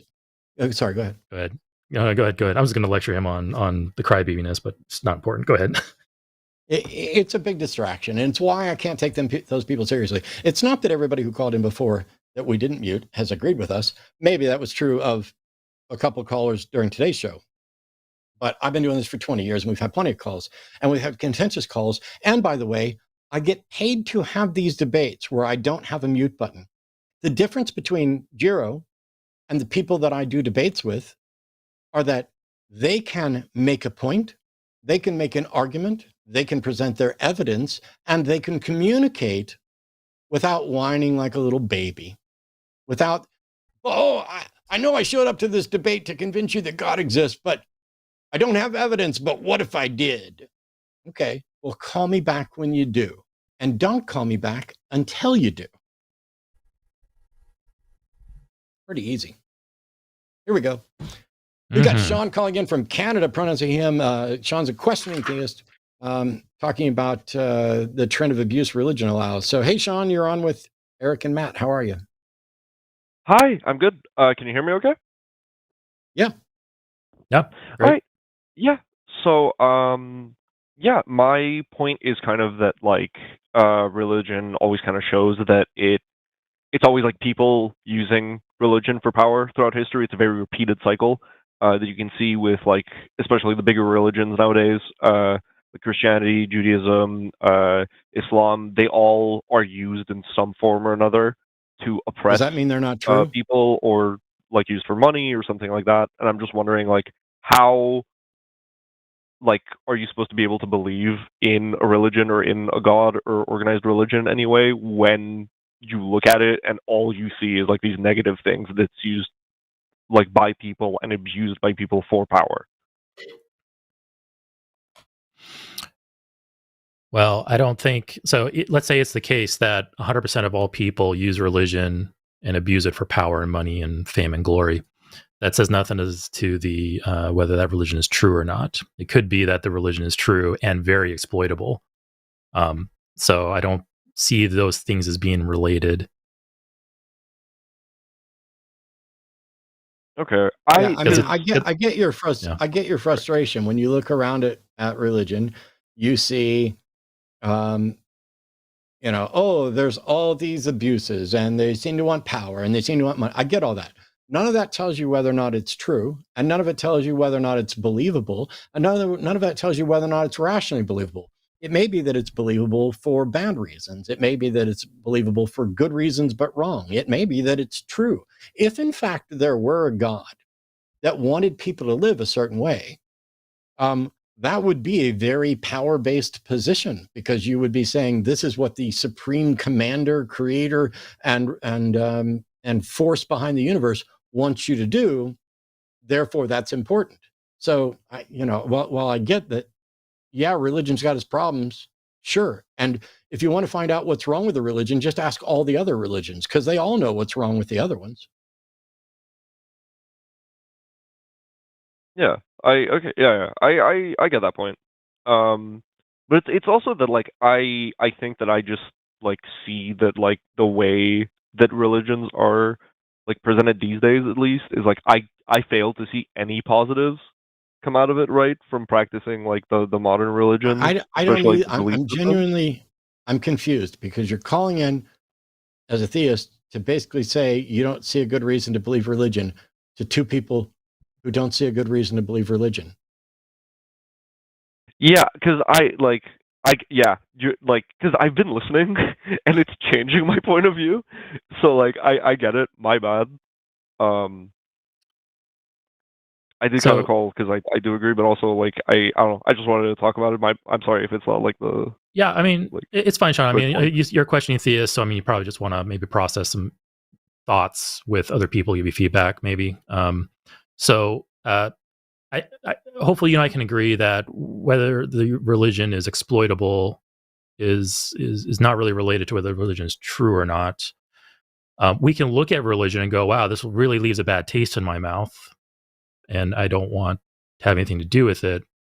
But you can still potentially believe in the religion. You can say, okay, I think what the claims are making is true for whatever reason or evidence, but I still don't like what they're doing. Those aren't mutually exclusive ideas or positions.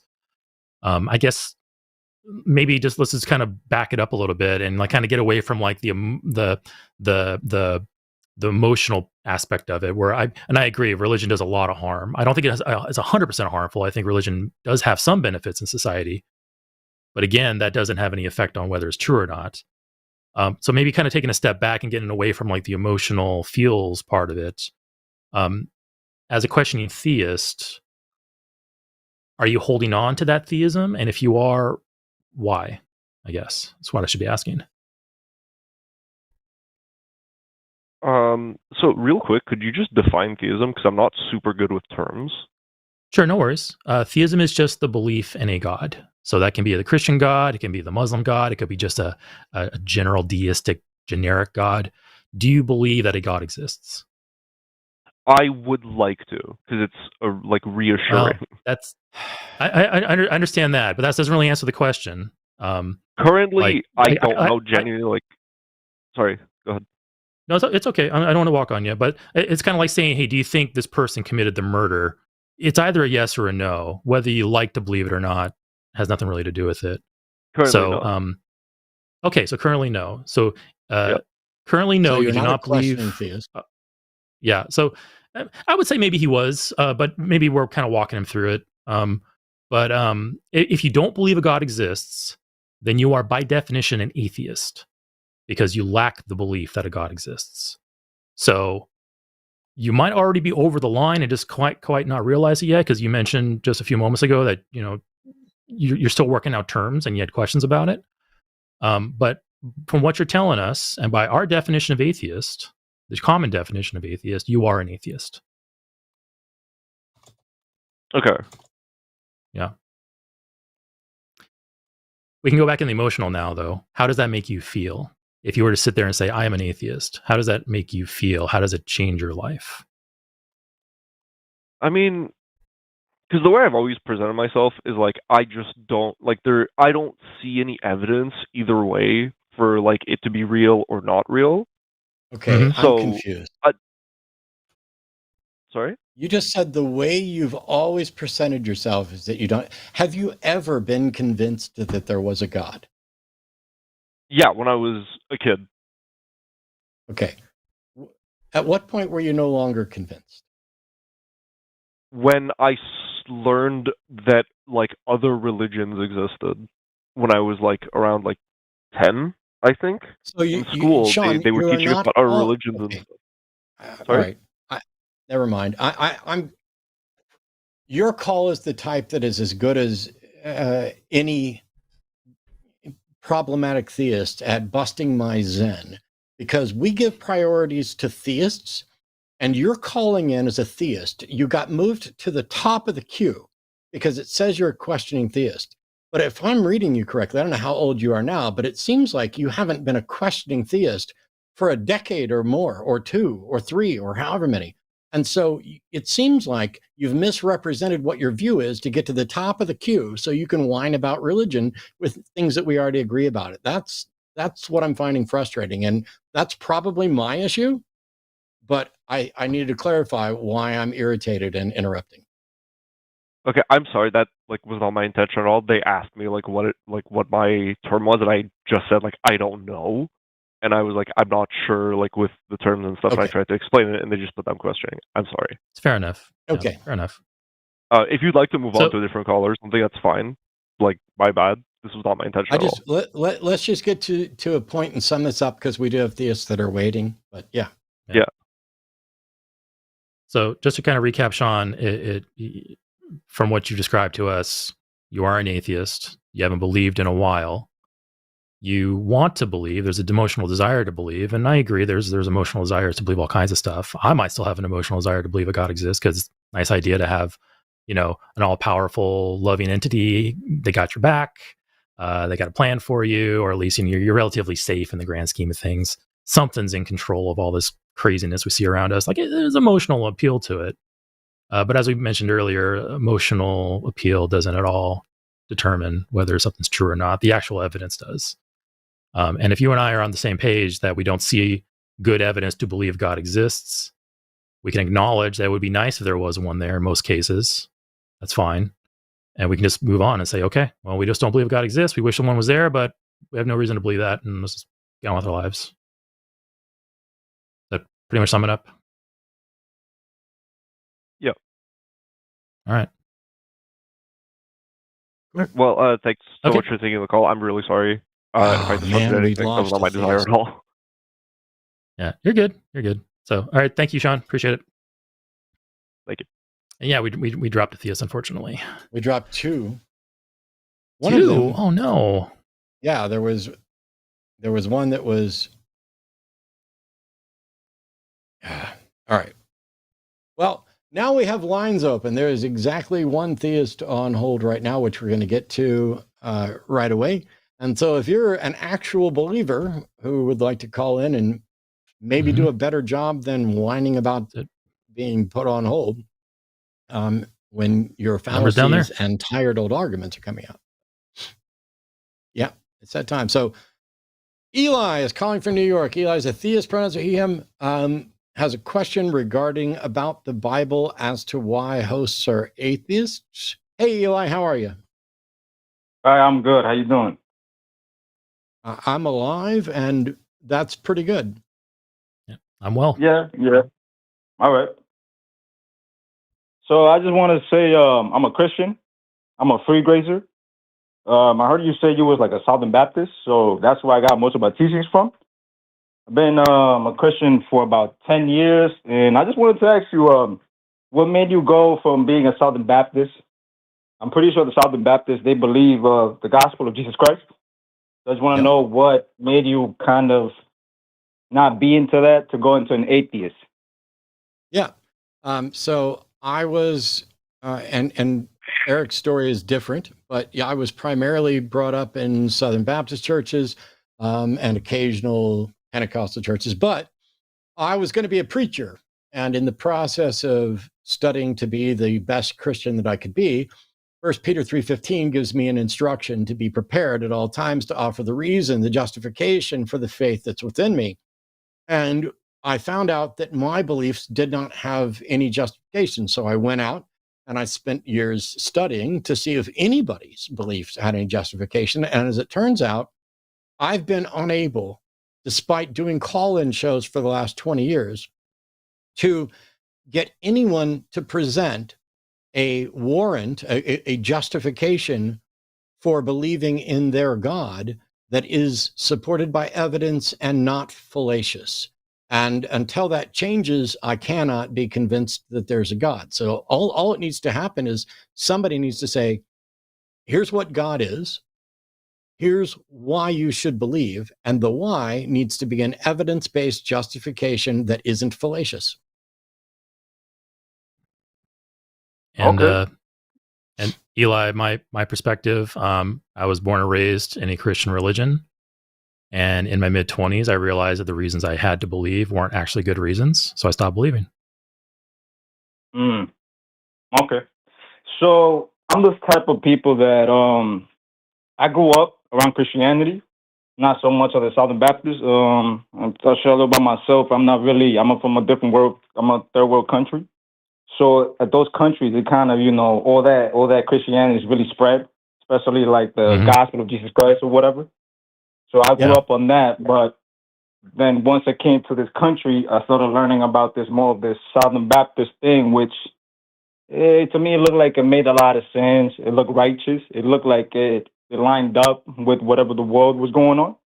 And I like to, point out that the fact that, the Bible talks a lot about Israel. So, the Bible kind of makes it look like the God that we have is more like an Israelite type of God. Well, he's for everybody, but, the timeline that he uses is mostly for Israel. So I like to point out that... Eli, The Bible doesn't Yeah. mention the state of Israel at all. It mentions ancient Hebrews, Israelites, but it doesn't mention that. But what's the point? Let's say the Bible mentioned Israel a lot. What does that have to do with whether or not it's true? Because the Bible also advocates for slavery, injustice, wars, inequality. I'm trying to figure out, you think the Bible's true, but why? Well, I believe the Bible is true because you got to realize that the Israelites they weren't a nation for like 2,000 years. So for them to come back as a nation again, it kind of shows how miraculous is that the Jews came back from they came back from 2,000 years and they're here right now, which basically it says it on the Bible. The only way that could happen is if there was a God who made it happen. I believe that you got to realize that the Jews or the Israelites, they're a small country. Eli. The only way there could be a nation of Israel is if there's a God to make it happen miraculously. I don't accept that. You need to demonstrate that that's true. Yeah, so that's what I'm trying to say. So the Israelites, they weren't a nation. They weren't a nation for so many years. I don't need a history lesson. Eli, I don't need a history lesson. I know the history lesson. I'm saying you're claiming that the only way the nation of Israel can exist is if a God miracled it to exist. And I need you to justify that. How small they were, how long they wanted it. None of that is relevant to how you know that a God did it. Well, that's what I'm trying to show. It shows that whatever God we're dealing with, it seems like it's dealing with the ones that comes from Israel, which is from the Bible. No, so that's Eli, one of my evidence. You're assuming that we're dealing with a God. I need you to demonstrate that we're dealing with a God, because the God you're describing is the one that seems lazy as fuck and makes other people do his work for him. But you're telling me the only way that the nation of Israel can exist is a miracle from God. I need you to prove how that has to be God.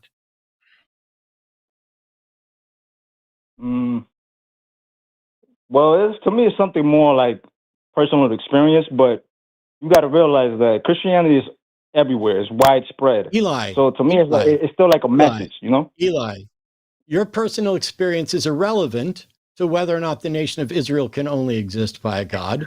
And in the same way, I don't need you to give me a history lesson. I don't need you to tell me that I need to realize what Christianity was.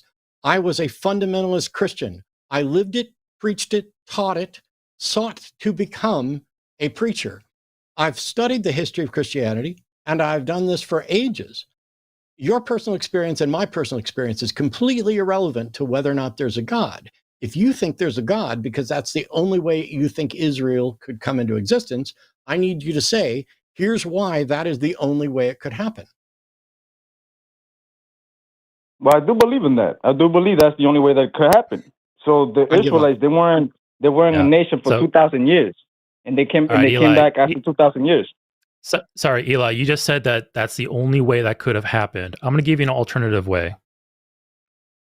The scriptures you're referring to, the supposed prophecies of Israel's return, do you think the people back in the 40s, the politicians and those operating on the world stage, do you think that maybe some of them were aware of those prophecies? Just 80 years ago? Yeah, I do believe in that. Yeah. Okay. Do you think those people looking at those scriptures motivated themselves to make it happen? Well, just because it's something from a scripture, it doesn't mean it's necessarily going to happen, though, right? Okay, Eli, answer the question. Focus on my question here. Do you think the people who read those scriptures were motivated to make it happen? Yeah. Okay, there's your alternate explanation. People looked at old scriptures, it motivated them to do something, and they did it. No God required.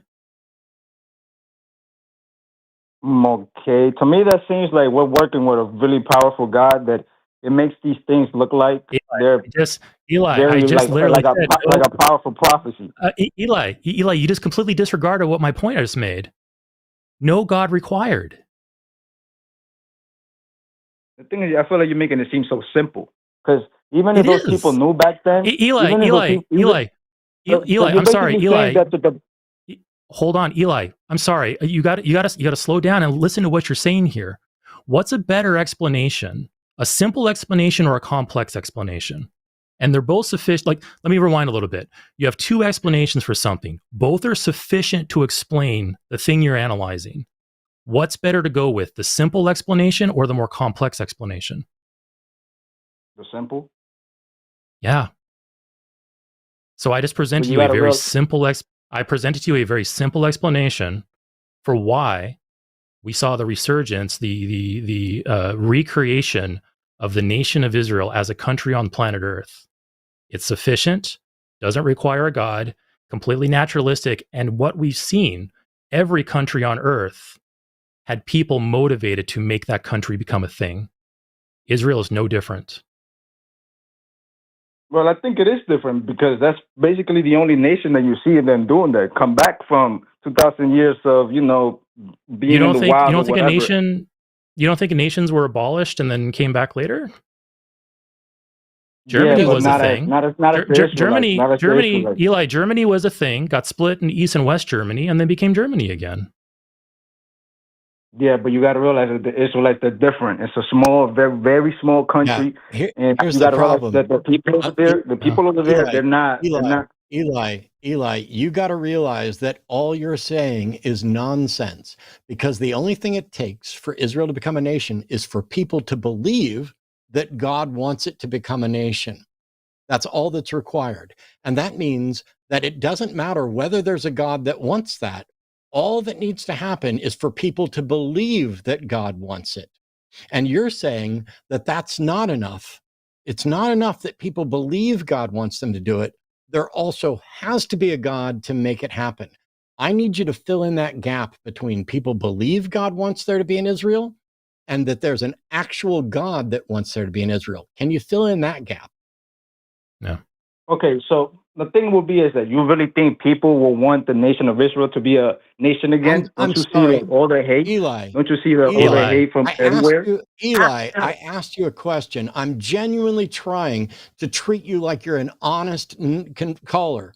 But when I say, yes, we know for a fact, so as long as you're going to dole out history lessons, we know for a fact that in the entire time that we've had the Bible, people have been actively working to create modern Israel. They feel that it's prophetic. There are people who believe it's what God wants. We know this. There have been wars fought over it. There are lobbies on behalf of it. The United States is a partner with the people who want there and wanted there to be a nation of Israel. It was created by United Nations. I understand all of that. Yes, people wanted it to be a nation, and they wanted it because they believe God wanted it. You think the only way it happens is because God wanted it. You need to demonstrate that the people believing God wanted it isn't enough unless there's actually a God that also wanted it. It's like saying, if my yard gets mowed, the only thing that needs to happen is that I believe the homeowners association wants me to mow the yard. Whether or not the homeowners association actually wants me to mow the yard is completely separate from whether or not I believe that they want me to mow the yard. And then it'd be like, I mowed my yard and you're like, see, that's proof that the homeowners association wants you to mow your lawn. No, it's not. I didn't really understand that analogy. Okay. Have you ever washed your car? No, I don't have a car. Okay. Have you ever tied your shoelaces? Oh, wait, no. Let's go with something. Did your mom ever ask you to do something? Yeah. Did you do it? Yeah. If you told me what it was that you did, and you said, I did this because my mom asked me to. And I said, I don't believe that you have a mom. Do you think the fact that you did it proves to me that you have a mom? No. Cool. Then the fact that there's a nation of Israel doesn't prove that there's a God. The thing is, to me, it sounds like you want like the most concrete evidence And to me, that's No, like you sir. really No, gotta sir. No, you sir. you No, gotta sir. go No, to sir. like those The thing those is, the thing pastors that are is like to really deep in me, the the Bible. thing is to me, the thing is to me that when you get cornered into not being able to demonstrate that your beliefs are true or rational, you want to say that we're just asking for too much evidence. Excuse me, what evidence have you provided that there is a God? Because I'm just looking for actual evidence, and all you've made is fallacious arguments. All right. So what do you think about the Freemasons? What do you think about the Okay, Freemasons? You guys know about the Freemasons? Eli, we are completely done. I have no interest. You don't get to ignore everything we've said and then ask us what we think about the Freemasons. I couldn't possibly give less of a fuck about the Freemasons or talking about the Freemasons on this show with someone who will not acknowledge an honest point and acknowledge that they don't have good reason for their beliefs. What I think of the Freemasons is completely irrelevant to whether or not you can demonstrate that a God exists, and you clearly can't. I'm sorry. Well, that's what I'm trying to do. That's what I'm trying to do. I'm trying to show it through No, you're not. Freemasons. No, you're not. Yeah. No, you're not. There's absolutely nothing you could say about the Freemasons that demonstrate that a God exists. Nothing. I know about the. Stop talking. I know about the Freemasons. The existence of the Freemasons is not in any way contingent on a God in any demonstrable sense. Can you show me why the existence? Can you show me why the existence of Freemasons proves God? Yes or no? Yeah. So I think showing you about the Freemasons, it kind of opens up to your mind that there's a God. There's more than just No, it like doesn't. whatever we think there is. No, it doesn't. Goodbye. Yeah, I anticipate it's going to be a whole lot of hand waving at things that you don't have all accurate information on, and you're just going to fill in the gaps with your God. Yeah, I have no more patience, but here we go. So we've got William calling in. I don't pronouns are he, him. I don't know where from, but it just says theist. So, William, how are you? Hey, pretty good here in Dallas, Texas. How things going in Austin? About the same. All right. Anyway, I got a question, but I wanted to make a comment. My question is going to be, does quantum chromodynamics point to the existence of God? But first of all, I wanted to comment that I've never heard the Freemason defense. That's kind of interesting. So a better argument would be that in Isaiah, it predicted that Joseph or a rich man would bury Jesus. That's much better because, well, we realize that, but what I'm saying is I'm trying to make an argument for.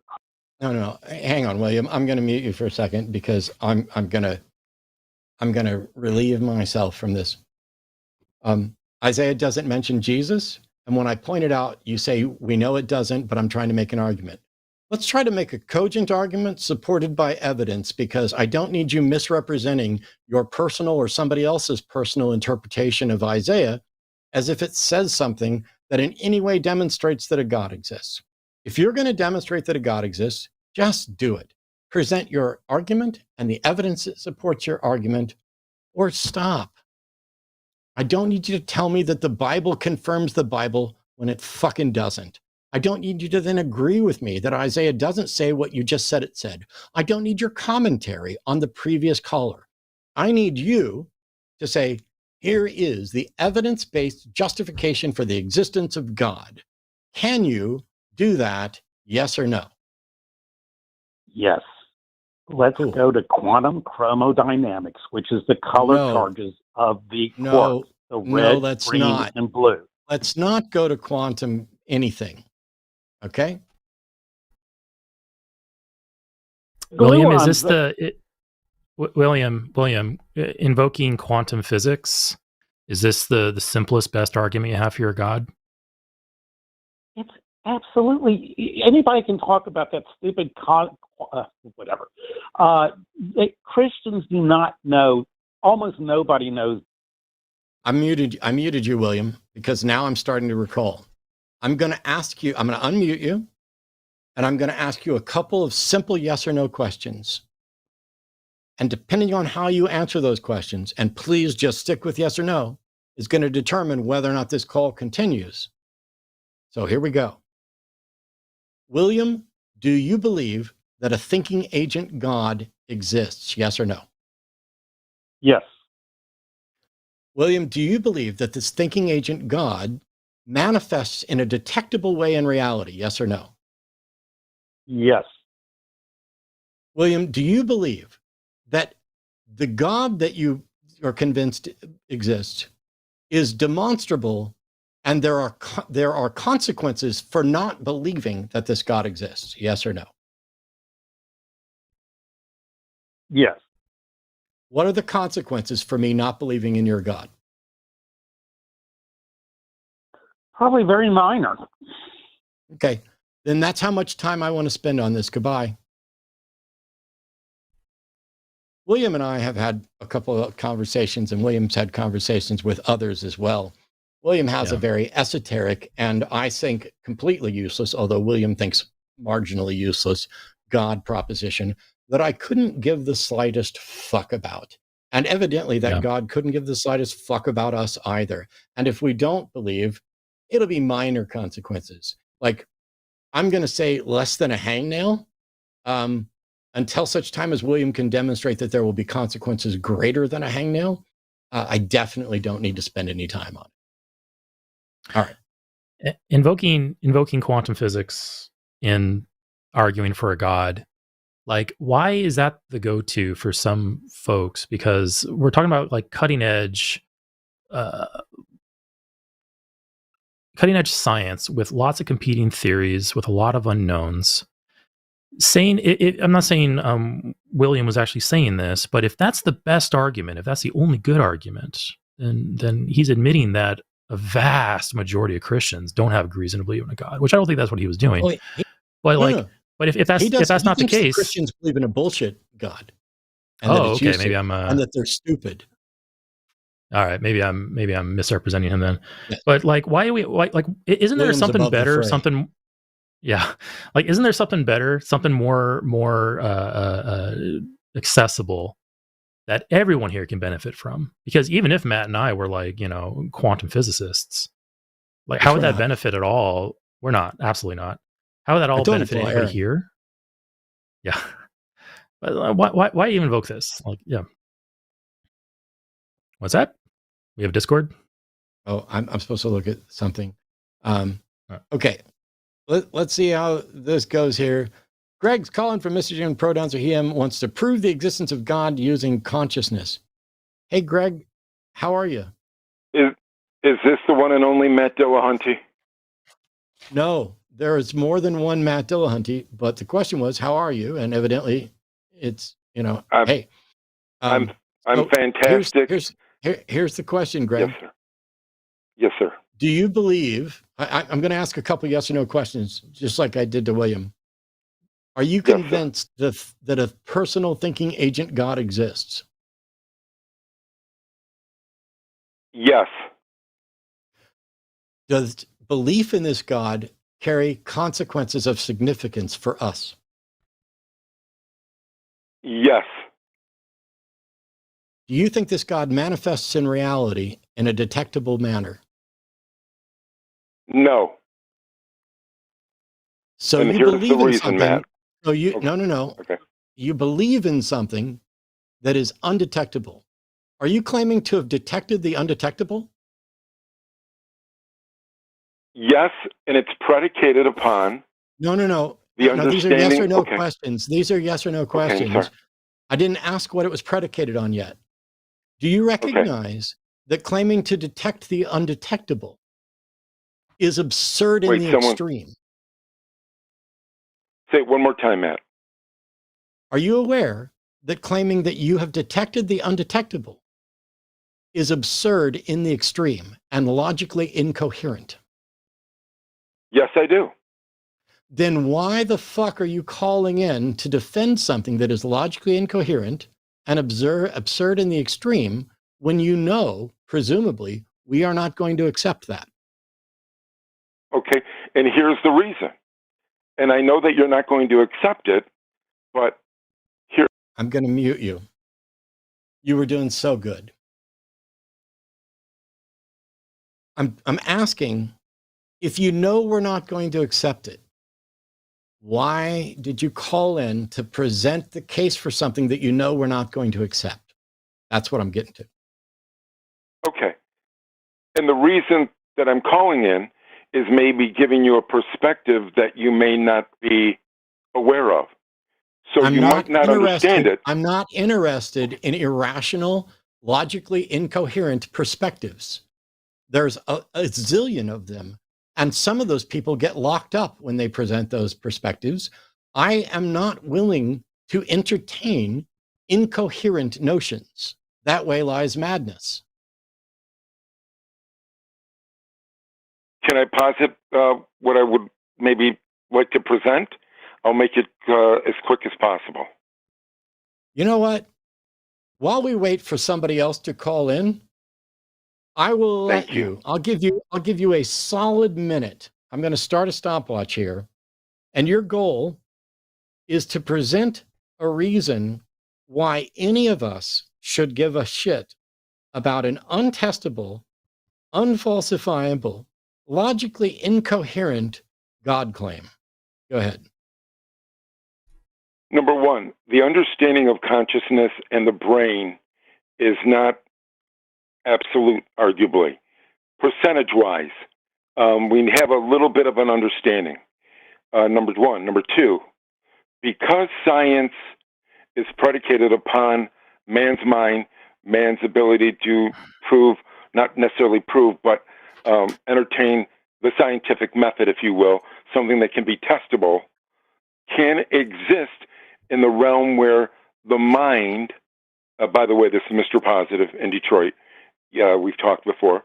But because we don't know absolutely how the brain works, Matt, can God exist in the percentage that is so small and minute that we don't understand exactly how the brain works, and that by the definition of an atheist is that we don't necessarily believe that God exists. There's no evidence that is given to us for the acceptance of God exists.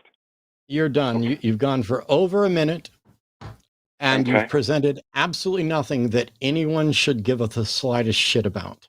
You're basically suggesting that because science is limited to testable things, that it might be prohibiting us from discovering the untestable, correct? Well, predicated upon man's mind not being able to... that was a yes or no fucking question, Mr. Positive, who I've banned before, I believe, correct? No. I talked to you on Facebook 10 years ago. Yeah. I've never talked to you on the show. Have I blocked your ass on Facebook? Have I blocked you on Facebook? I haven't looked at my Facebook with you. I recently reached out to Arun Ra. It doesn't matter. It doesn't matter. You're saying that because science deals with what's testable, that this might be inhibiting our ability to investigate something that may not be scientifically testable, correct? Yes. How would you test for something that is, Jesus, fuck, how would you test for something that is scientifically untestable? What process can you use that you think you've used to detect the undetectable? You're right. I can't. Goodbye. All right. So just so you know, I've had multiple conversations. See, this is something I think is probably, my apologies, but it's probably worth explaining, because a lot of people are like, I don't understand Matt's frustration and Matt's short fuse and why he's got to go into Zen mode and why he loses Zen mode. What some of you don't know is that in addition to doing multiple shows for decades, I actually engage with people in one-on-one conversations on Facebook, on Twitch, in email. I spend more time, this is more than a full-time job being a public spokesperson for skepticism, humanism, and atheism. I don't just do the Sunday show and the Wednesday show. I produce video content and I engage with people in conversations. And every now and then, I engage in multiple conversations with someone who, and I assume at the beginning, everybody is a good faith actor, everybody is reasonable, and willing to accept reasoned argument. Unfortunately, if you engage anybody and everybody, you start running across people who are somewhere between a little bit confused and wearing a sandwich board on the street, flinging their poo and talking about the end of time. Now, Arden messaged me this weekend that she got cornered essentially by someone working at the hotel to have an intellectual conversation about how they had photographs of clouds opening up for hell to pour in on the earth. There are people who need to be medicated. There are people who need to be treated.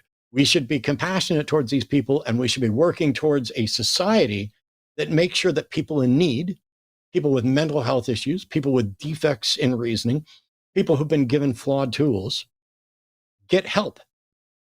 Anyone who is capable of being reasonable, I would like to see them get the tools that they need.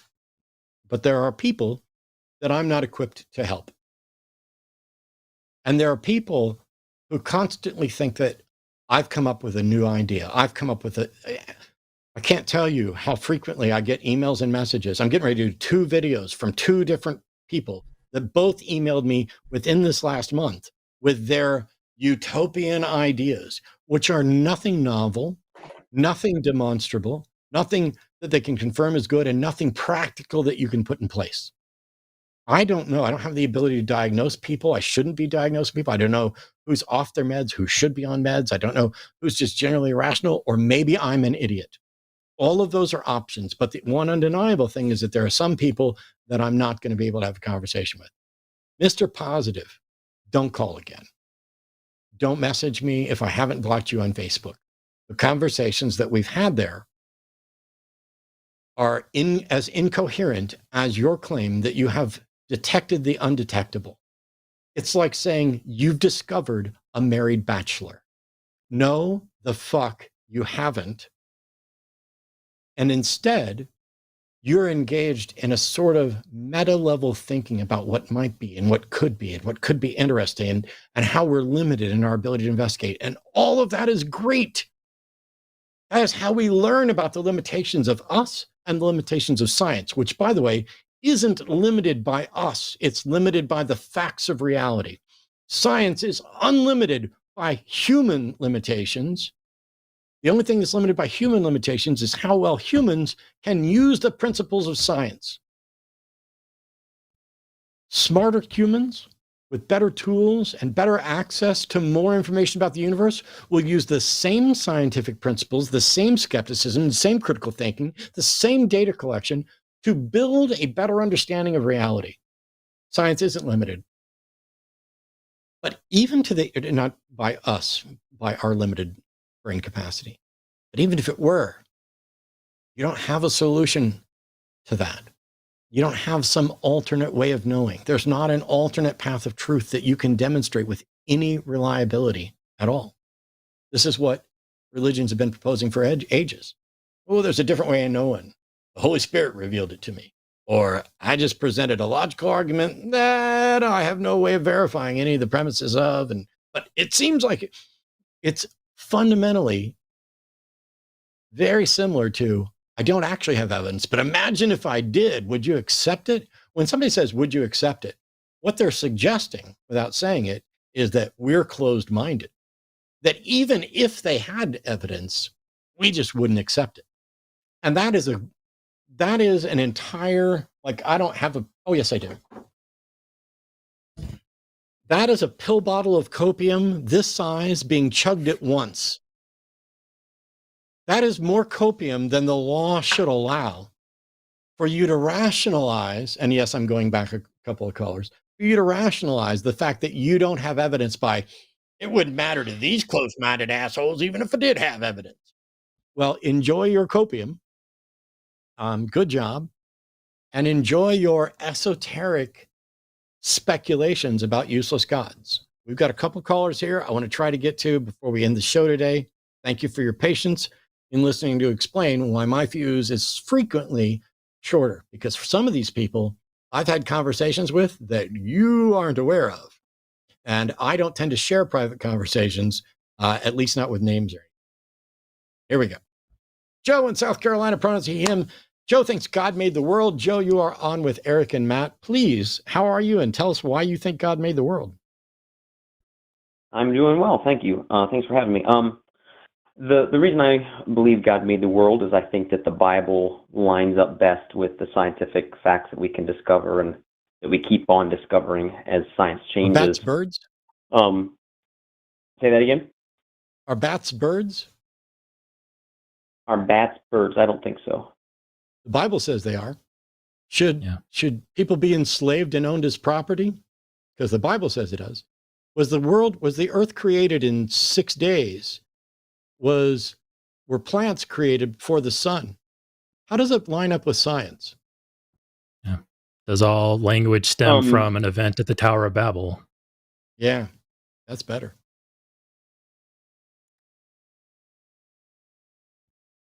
Well, so I was calling in specifically with regard to a prediction, some predictions given by No.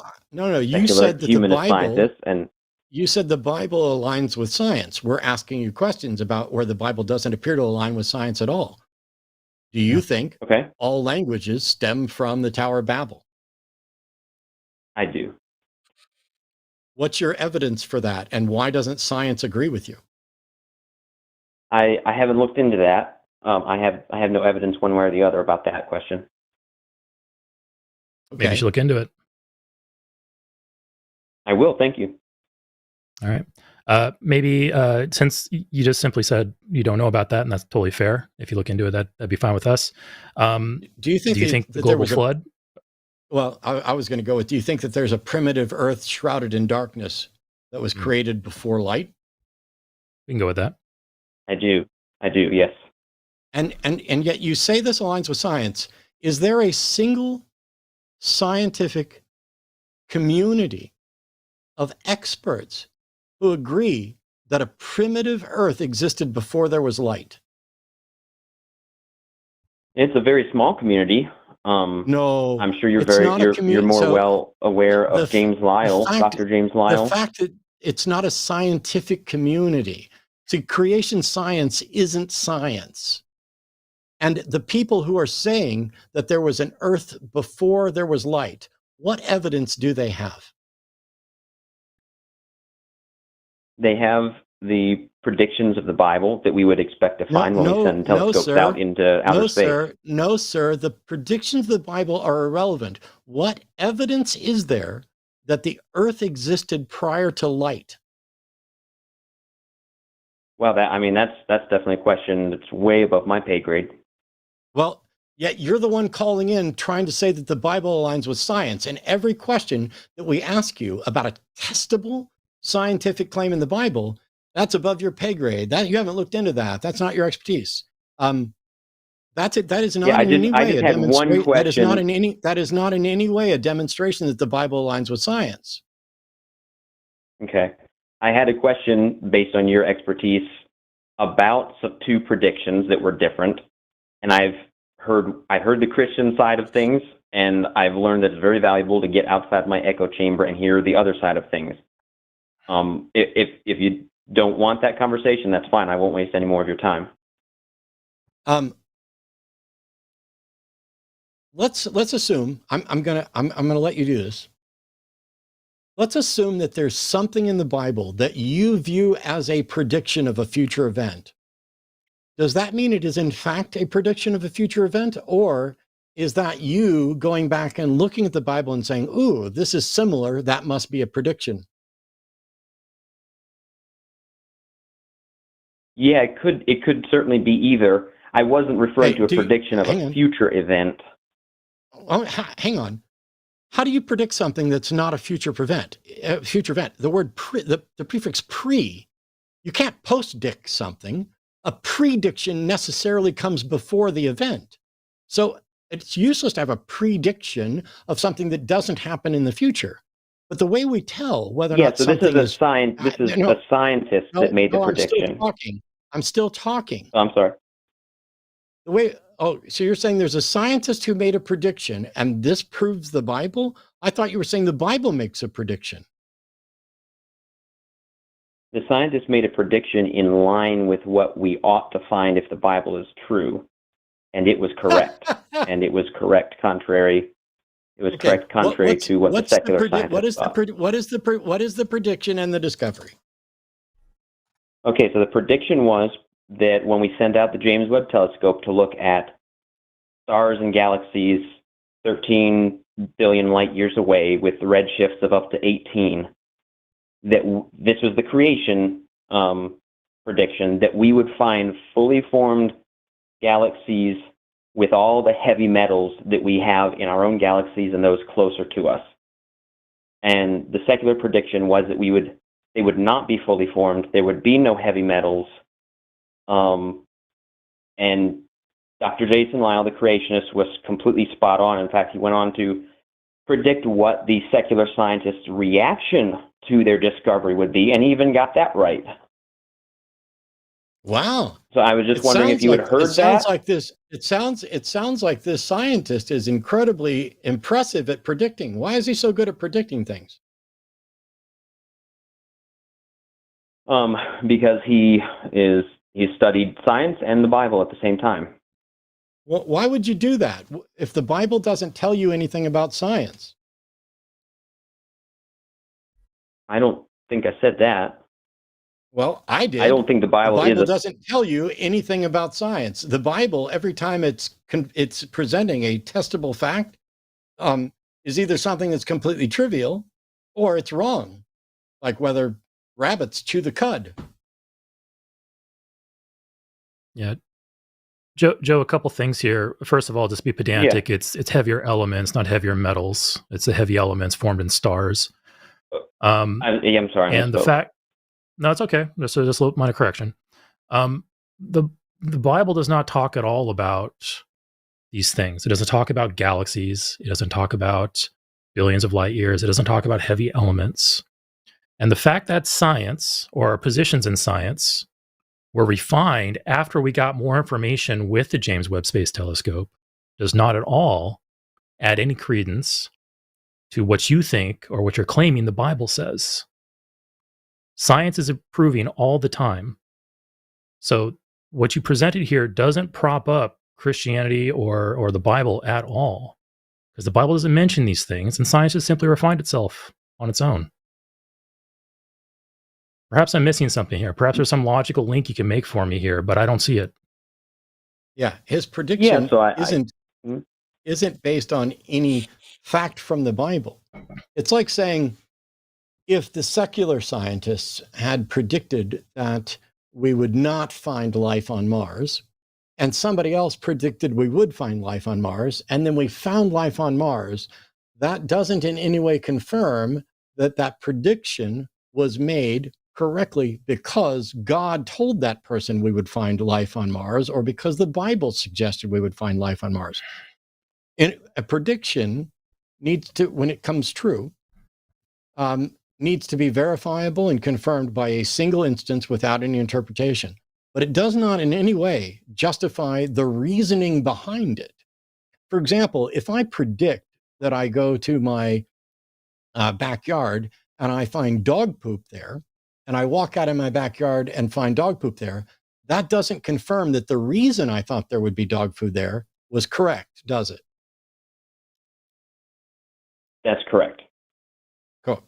So the fact that somebody made a prediction about what the telescope would find, and they were more accurate than somebody else. And I have zero expertise in this. I would recommend you talk to Dr. Darren Adair and others on the network. As a matter of fact, I don't know who's going to be on Skeptalk tomorrow night, but it's probably the best show to call for this.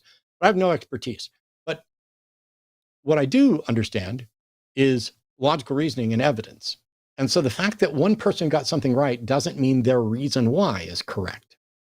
And the fact that somebody got their prediction wrong doesn't mean that their reasoning was wrong. They could have had a flaw in their data. But anyways, my position is not science is right, the Bible is wrong.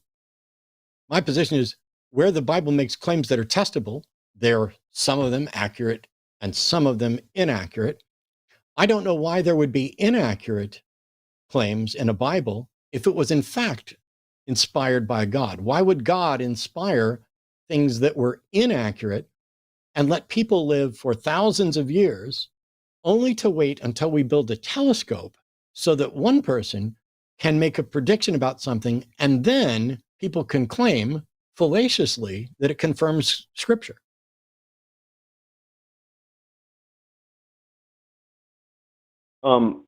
Yes, that's a mouthful to respond to. I think you're correct that one instance of somebody predicting something that's a 50-50 shot, it doesn't give any credence at all. I think it's just that the scientific community was so certain of what they would find, and then this one creationist. I'm not convinced that that's true, but I mean, okay. I'm not convinced that that's necessarily true, but bear with me. I mean, you can Google it. How can I Google how the scientific community was so certain?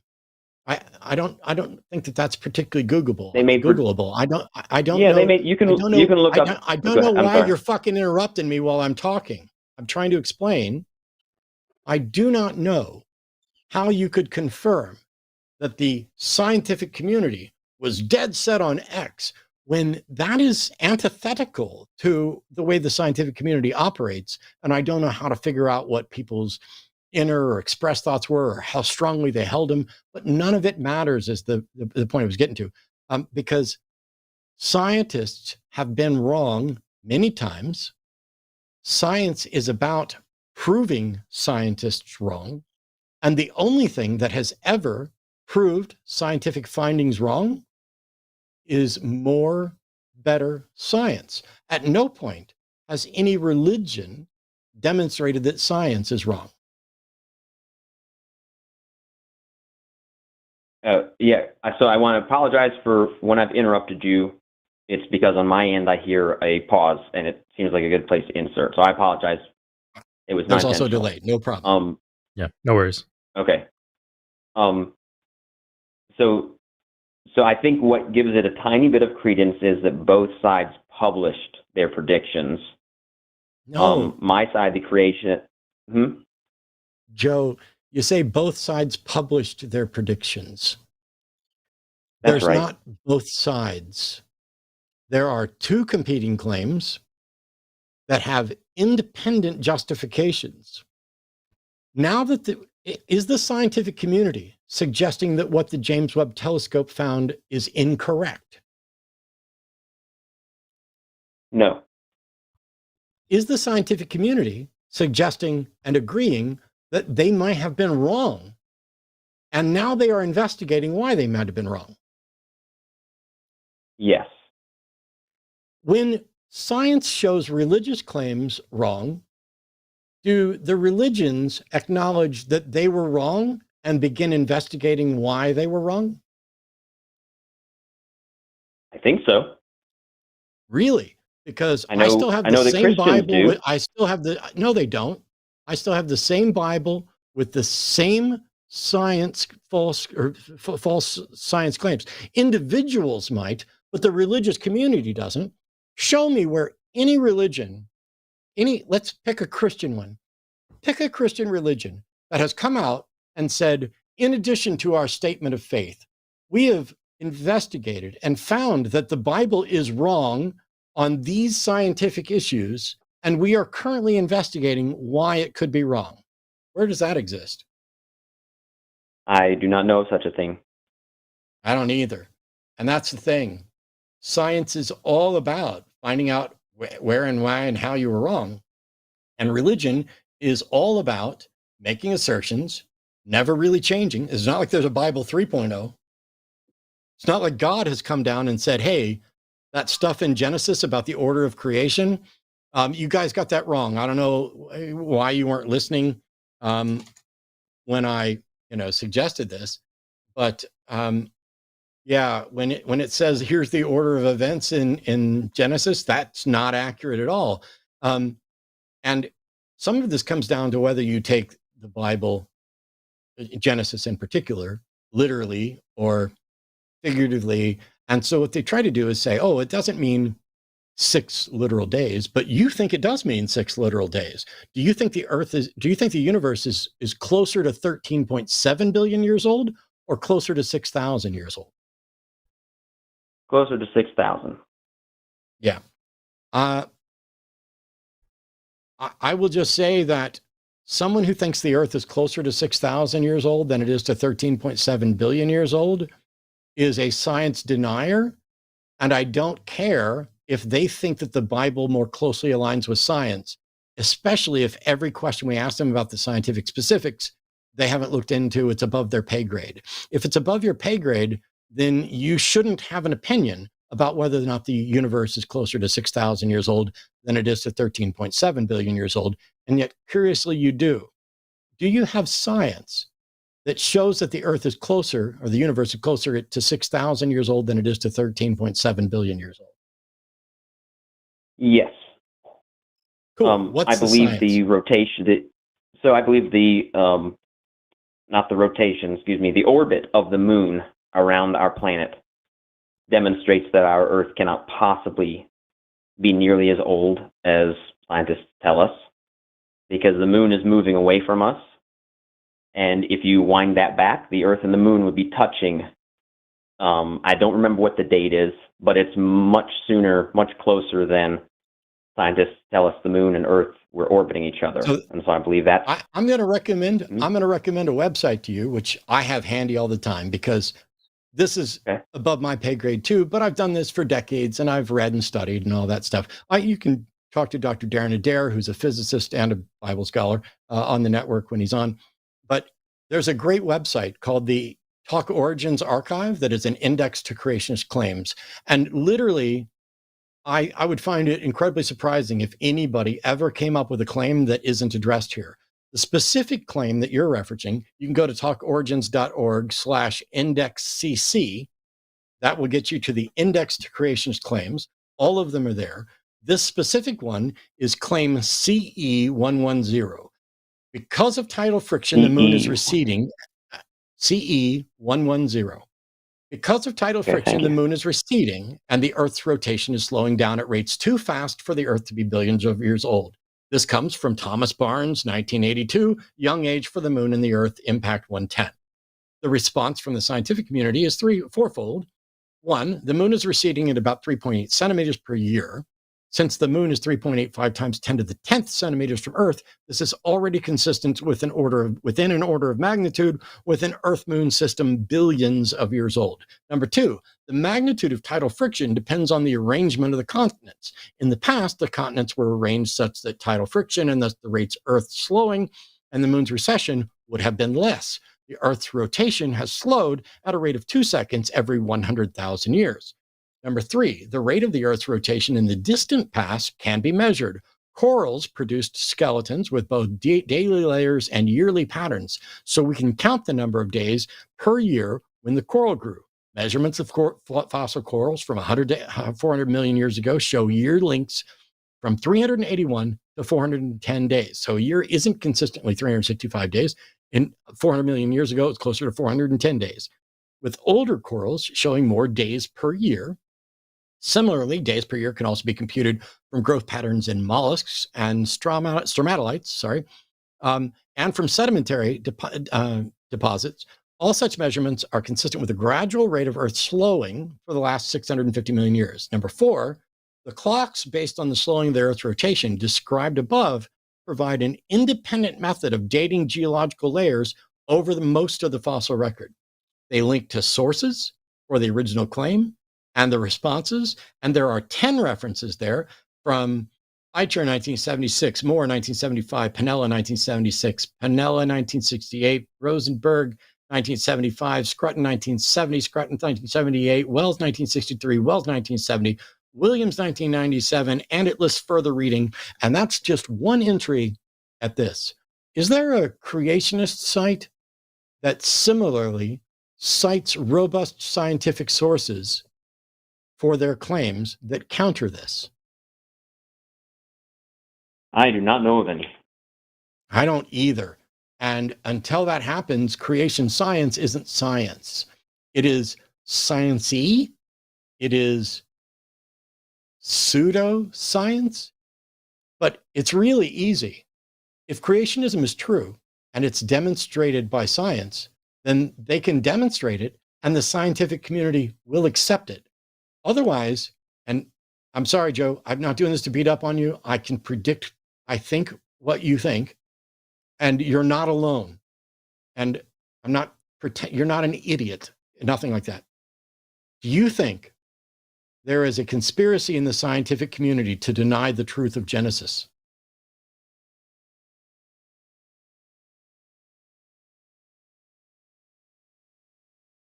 I think that you're partly right. I definitely don't chalk my disagreements up to that entirely, but you think the resources you gave me is very helpful, and I'm So- definitely going to look into that, and I appreciate it.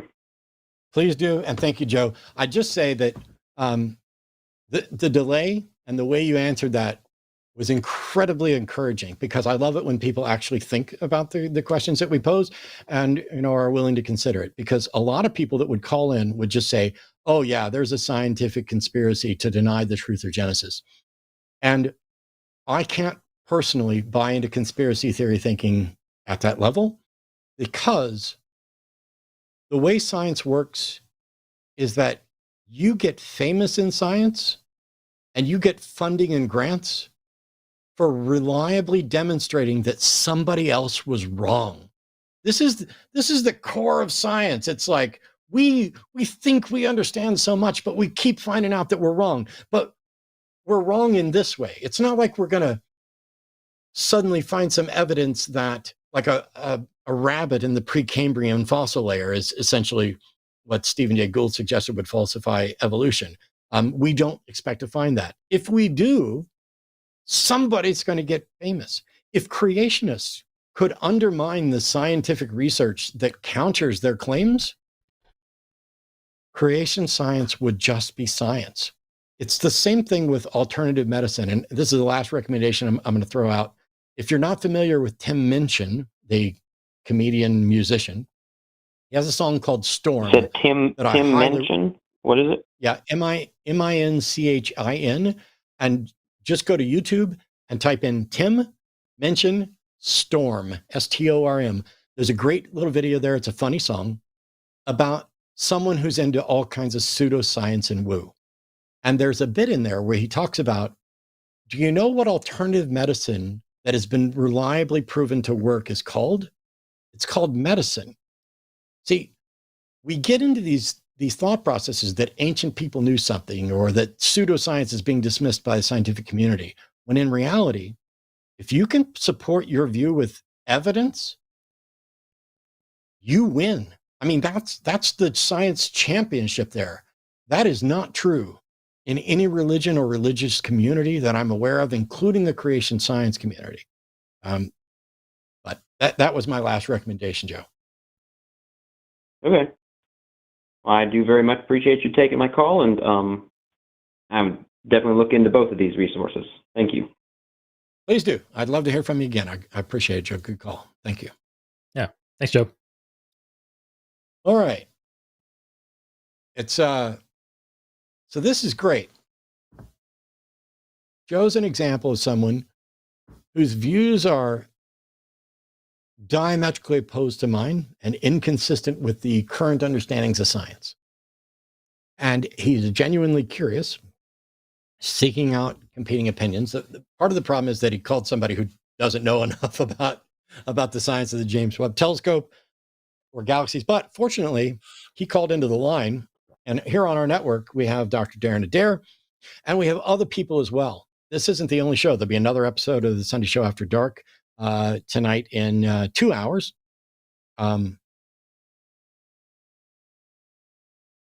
There are also shows throughout the week on a number of different subjects. Monday's Skeptalk about skepticism and claims like this is where we get into things that are more related to science. It's the reason why I am almost never, and perhaps never, on Skeptalk. And we definitely at least want to have somebody there who is scholarly and educated. And that's why we have Erica, Forrest, and Aaron. At least there are others as well on those shows. Because until then, we're just kind of engaged in armchair jousting. It would be like If somebody called in and said they've been experiencing symptoms, and they started listing their symptoms to myself and Eric, it would be irresponsible for us to make a diagnosis. You know what else? Even if we were doctors, it would be irresponsible and a violation of medical ethics for us to make a diagnosis, because that's not how it works. You don't just hear something on the phone and then give somebody a diagnosis. You can talk about your speculation, but it's why you hear doctors in YouTube videos saying, this isn't medical advice. Please go see your general practitioner or a specialist and blah, blah, blah. It's the same thing with lawyers. It is irresponsible for lawyers to give legal advice outside of being on retainer and having the full array of facts and a private consultation, et cetera. This is not just about libel. It's about what you should and shouldn't do that have consequences. And so we have those people on those shows. Tuesday night's show is Chewed Gum. And I think it's probably Alyssa and somebody who's on this week. But that is about religion's impact, and not religion apostrophe S, but religion's apostrophe impact on women's rights and women's issues. Because a variety of different religions have things akin to purity culture in opposition to women's autonomy, both bodily autonomy and individual freedom and sovereignty. And those things need to be addressed. Wednesday nights, I do my show, The Hang Up, which is just about whatever I happen to be hung up on that week, but it's largely going to be politics and religion, because that's my life. Thursday is the Transatlantic Call-In Show. That one airs at 2 p.m. Central Time, so a little earlier than the rest of them.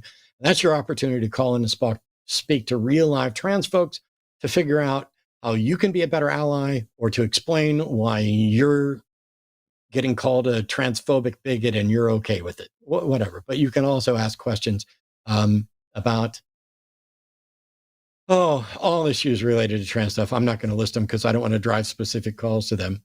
But those are the shows that are on the network. We have one more call. Eric, are you ready for the final call for today? Yeah, let's do it. Okay. I'm not sure if I'm pronouncing this right. Is it Jamiro or Jamiro? Yeah. Okay. You're calling from the Netherlands, pronouncing him, and you want to explain why Christianity and evolution don't conflict. Awesome. Thanks so much for calling. What's up? Yeah, I'm what you call a theistic evolutionist. I accept evolution, the age of the earth, things like that. And when you read Genesis, you of course have to look at the time period when it was written in. It wasn't written to be, I think that it wasn't written to be a scientific, it's not a scientific book. That's not how it was written, I think. And I believe there were other cultures who had, before Christianity, who had the same kind of explanation to those. Jamira, I have kind of like two quick questions, and then I'll let Eric kind of. Do you think the Bible was inspired by God? Yes. Why didn't God inspire it to not be wrong in Genesis?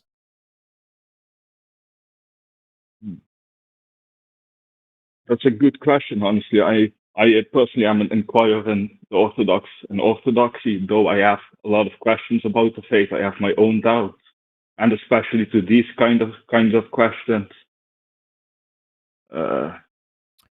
That's the only question I had. I don't know if Eric has more. I appreciate your answer, because I couldn't figure that out. I'll throw a third question on top of that, Jamiro.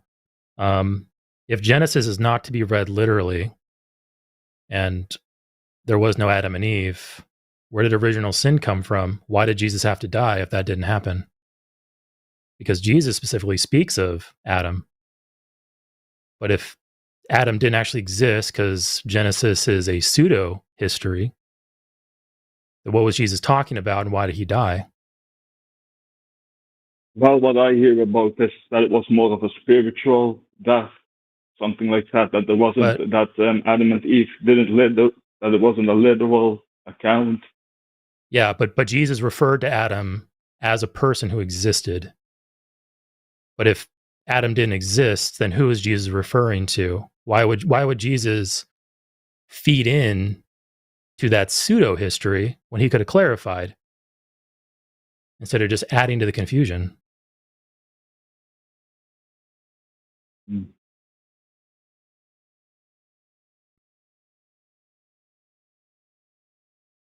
Well, honestly, I don't know. Might be something to think about. But yeah.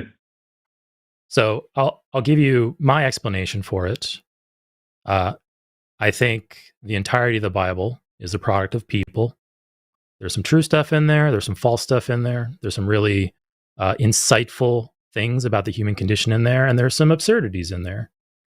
Just like any other book out there. I don't see a reason to think that a God is behind it or that it points to anything divine.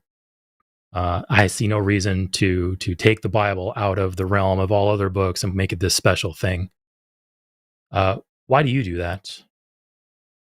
Well, because I personally the arguments from the cosmological argument and the Christian apologists, their arguments do convince me, and that's honestly why I'm a Christian, because I have trouble accepting that the universe came into existence or that it always existed without a creator, when we know that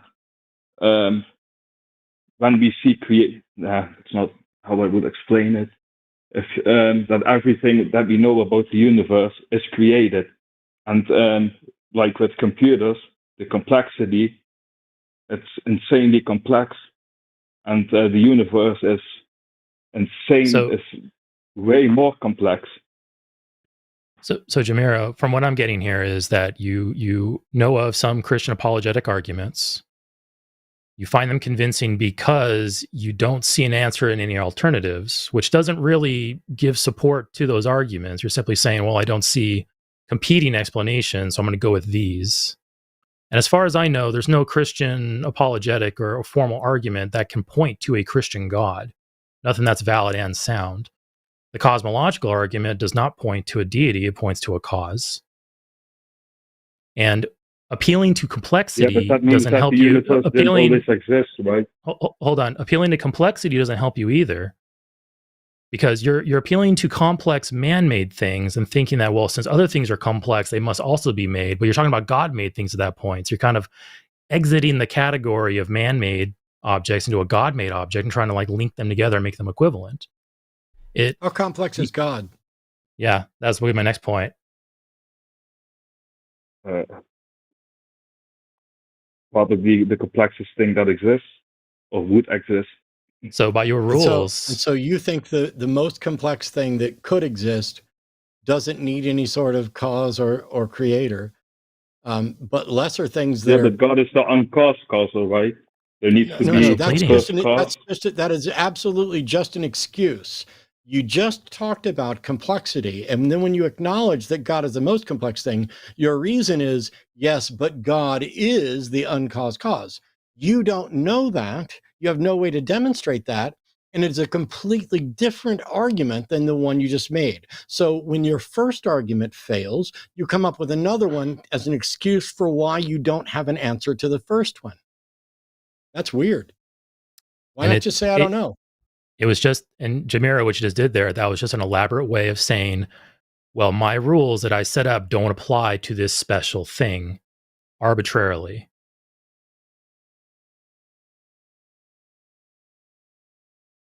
Can you understand why we would have an issue? It has a different set of rules. Yeah. Yeah. Can you understand why we object to this line of reasoning and why we don't find this reliable? Yeah. Okay. So why do you find it reliable if you understand why we don't find it reliable? Well, it's not the only argument that convinces me. Well, if it's a bad, here we go. Because the argument for atheist. Jamiro, listen, because we're running short of time, and I'm hitting a wall here. When you call in and you say, "Hey, there are versions of Christianity that aren't in conflict with evolution," I understand that. I know that. But that doesn't change the fact that they're just as unjustified. What they're doing is they're ignoring the problems in the Bible. They're taking everything in the Bible that doesn't agree with science and saying, yeah, okay, that just wasn't meant to be literally. But then they don't have an explanation for why The God early allowed. church fathers like Augustine. I'm still fucking talking.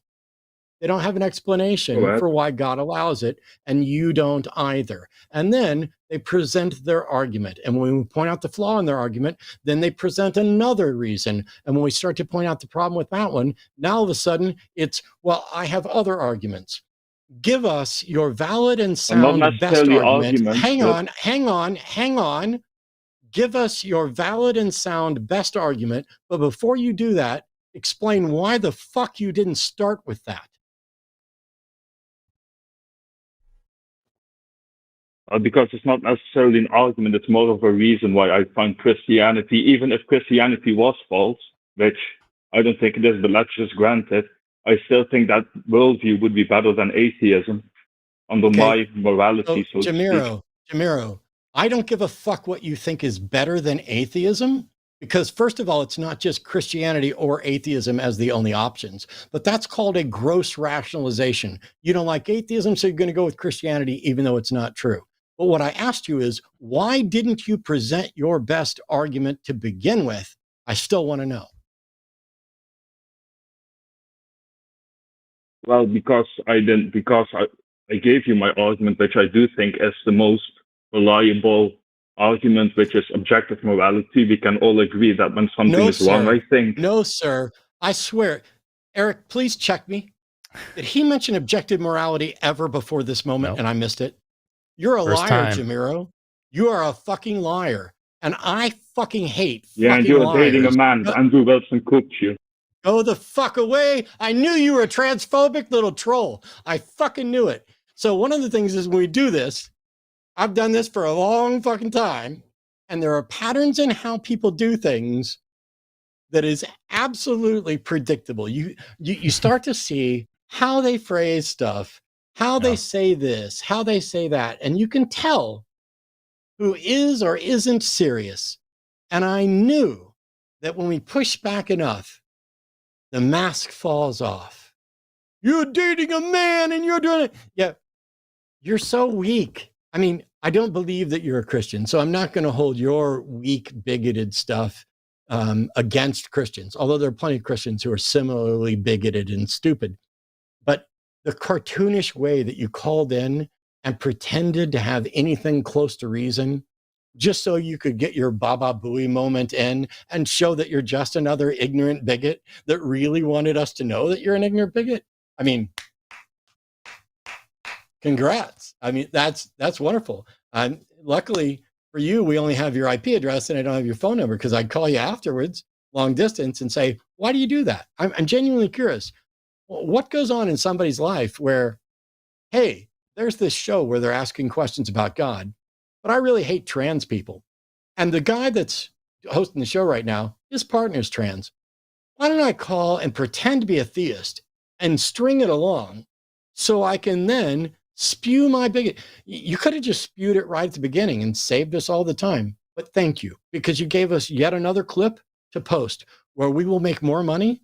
And my partner and I will go out and eat dinner on that money that you made us and the engagement that drives that up. Thank you so much, Jamiro.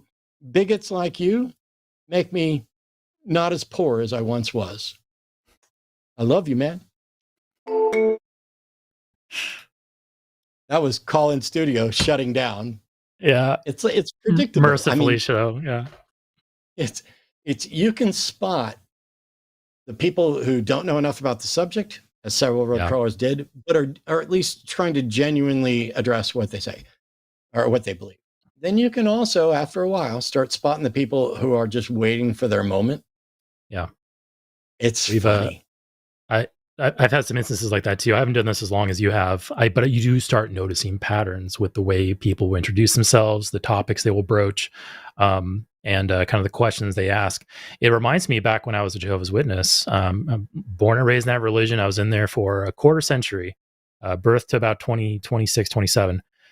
And I remember a couple of folks separately showing up to the Kingdom Hall, the Jehovah's Witness version of a church, posing as a Jehovah's Witness, but you immediately can tell from their mannerisms, their vocabulary, what they're saying, the phrases they're using. You look at them, you go, don't think you're a witness because of the things that they're saying. Because when you are around people enough, when you watch people enough, you start recognizing these patterns and you kind of get a sense of who's genuine and who's not.